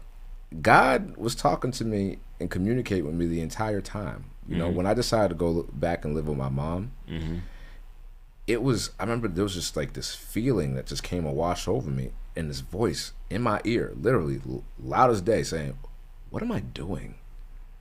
Why am I here? This isn't right.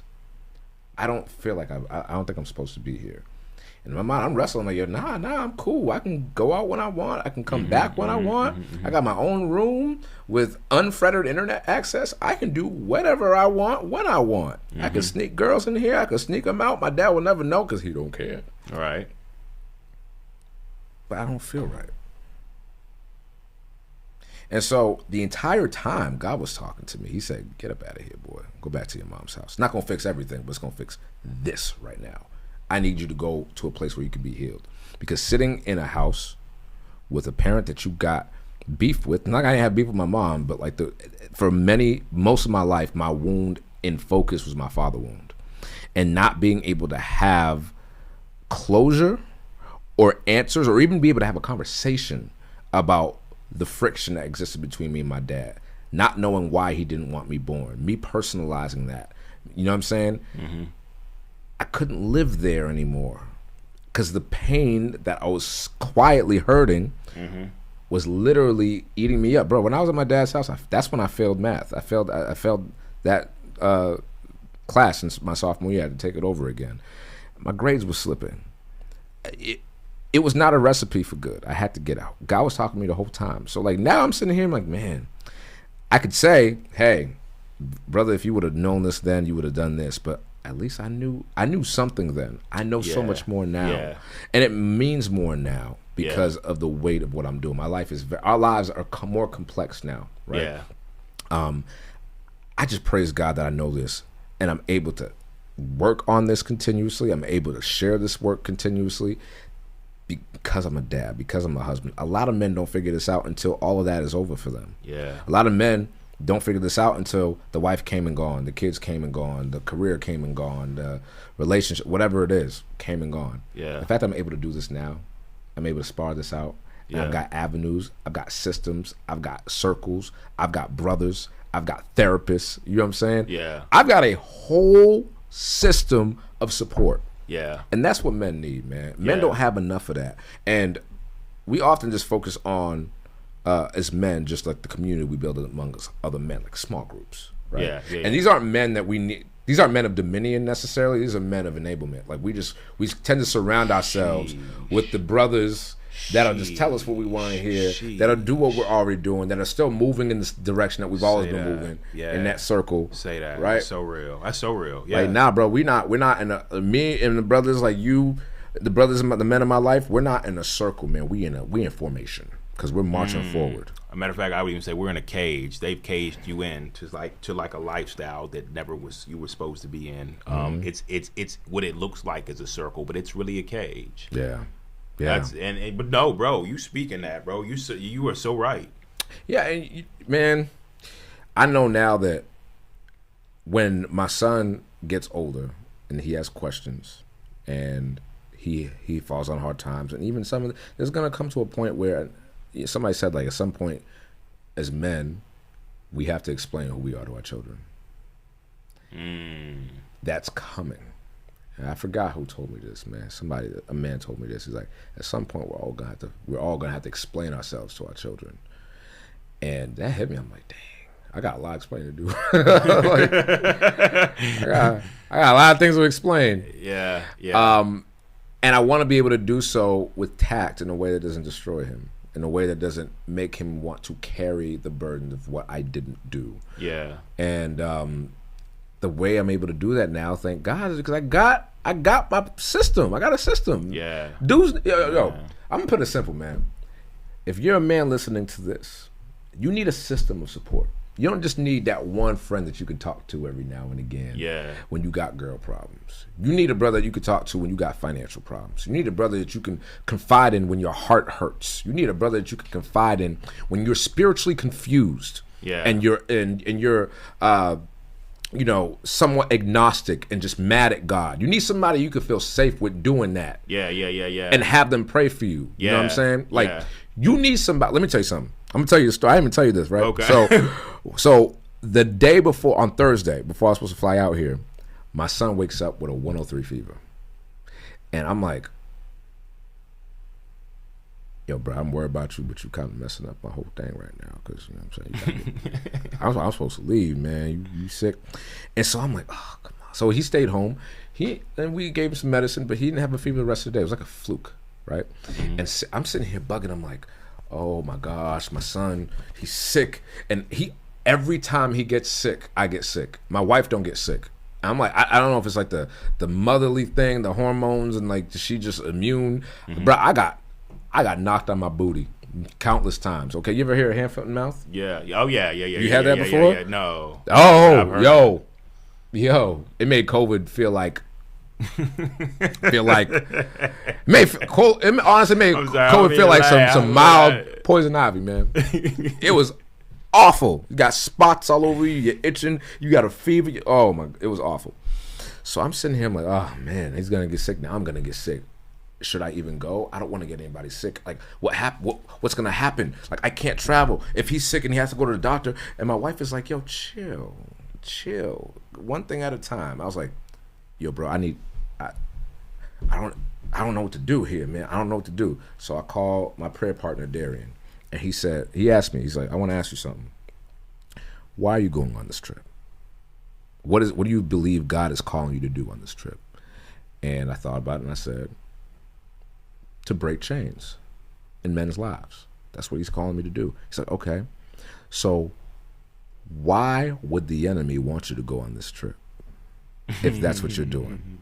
He's gonna seek the very first opportunity to disrupt you and to dissuade you, to discourage you, because it's not, he's like, listen, it's not by happenstance that this is happening right now and that those doubts are creeping into your mind of, should I even go? Because the enemy's gonna be like, nah, there's something that's going to happen here in this meeting when Vlad and Rob sit at this table. There's going to be some magical things that are going to be happening. There's going to be some change breaking. There'll be some hearts healing. There's going to be men to be calling the action. I can't have that. Yeah. So listen, man, your son is sick. Chill. Yeah. Take a seat. You could talk to Rob another time. And he's like, yo, brother, you better get your butt. He's like, we prayed on it. He's like, we're going to pray about this. But I think you already know what God is telling you. Don't let fear take you out of the game. Come on, bro. And bro, I promise you, I feel fine. It's wine, and I'm maroon. I'm like red wine. But you know what I'm saying? But no, everything you just said. First of all, I appreciate you sharing that story, because that was a great way to like just segue us into like the as we land this plane. But just even thinking about how like every time God calls us to do something, the devil is calling us backwards into into like setting still, into like saying, hey, no, you don't need to go there, or hey, look over here, everything's falling apart at home. Right. It's a real thing. There are more than enough men who I go to a retreat with that can tell you countless stories of how every time we head up that mountain, there are things that begin to fall apart and break down, and arguments that happen at home that try to persuade us that, you know what, maybe I just shouldn't go. Right. And so it's a real thing. And there are people that listen right now. It's like, yeah, man, every time like I try to walk in what God's doing in my life or where he's calling me, I feel like everything falls apart and I have to like put that off to the side, or I have to put that on postpone. And listen to me, you will be postponing it every time. Know that if you trust God, not only with your story, you can trust him with your family. Come on. You can trust him with your home. Yeah. You can trust him with everything that seems to be falling apart, because what he has in store for you, where he's calling you to, know that he's also not just calling you there, but he's also wrapping his arm around your family. He's wrapping around his arm around your situations. He's bringing, and even if he doesn't say peace be still, know that he is still present. Right. Like some people are just looking for that peace to like ease your. No. Know that he is still present even in the storm. Right. He was still present even in the boat when the storm was going on. So I think that I appreciate you sharing that, because you're right. We didn't even talk about that beforehand. I didn't even know about that.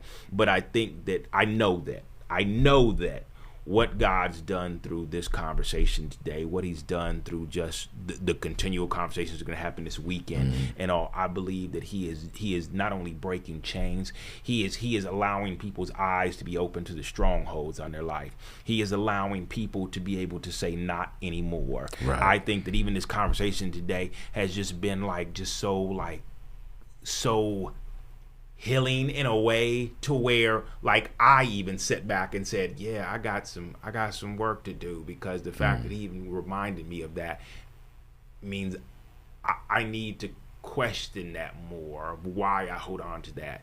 And maybe others are saying that same thing right now. So yeah, bro, thank you for coming today. Well, thank you for coming this whole weekend, because what's going to happen is like people will get this in season 2, but we're going to make so much other content and just make things happen. But we can't just come together over a weekend and not like just continue to like tackle other things that we constantly talk about on social media and different things. So I appreciate you sharing and just gifting this audience your vulnerability, your story today, just and loving up on them through everything you shared today, because I truly felt that today. I felt that even though we laughed a lot and there were great sidebars, because I think sometimes you need to laugh in the midst of the grip of what some of these stories do. But I think I know that this was a great time. I know this is a great time, not even questioning it. So thank you for coming today. Before we get out of here though, share how people can connect, can find you, or even be able to just connect with what you find your book, which you've recently revised. Just share a little bit of your information or all of your information so that they can find you and really be able to tap in what you're doing. No doubt, man. First of all, Robert, thank you for having me. I can't think, like I said, sharing that story to me was God confirming that what he's doing now, he shall finish what he begins. Facts. Right? Come on. So I'm just excited to be here, to be able to break bread with you, brother. Yeah. And I'm just excited about what's going to come, too, because God's not done with us, man. Facts. And Facts. This is releasing. This has been cathartic for me as well. This has really been healing. And it's given me more motivation and aspiration to continue doing that work that I laid forth in the Embrace Method. So, but yeah, I mean, like I said, man, thanks for having me. Folks, if you want to get in touch with me, you can follow me on social media. Follow me on TikTok. I'm very heavy on TikTok at Vlad the Bull Speaks. You can also follow me on Instagram _Vladimir Louissaint. Also follow me on Facebook and YouTube. I got a YouTube channel, Vladimir Louissaint. The name will be on here. And like I said, if you want to learn more about the tenets that we discussed in this podcast, the name of the game is to embrace yourself, to embrace your successes, embrace your struggles, and most importantly, embrace yourself. In the Embrace Method, authored by me, you can find your copy on Amazon.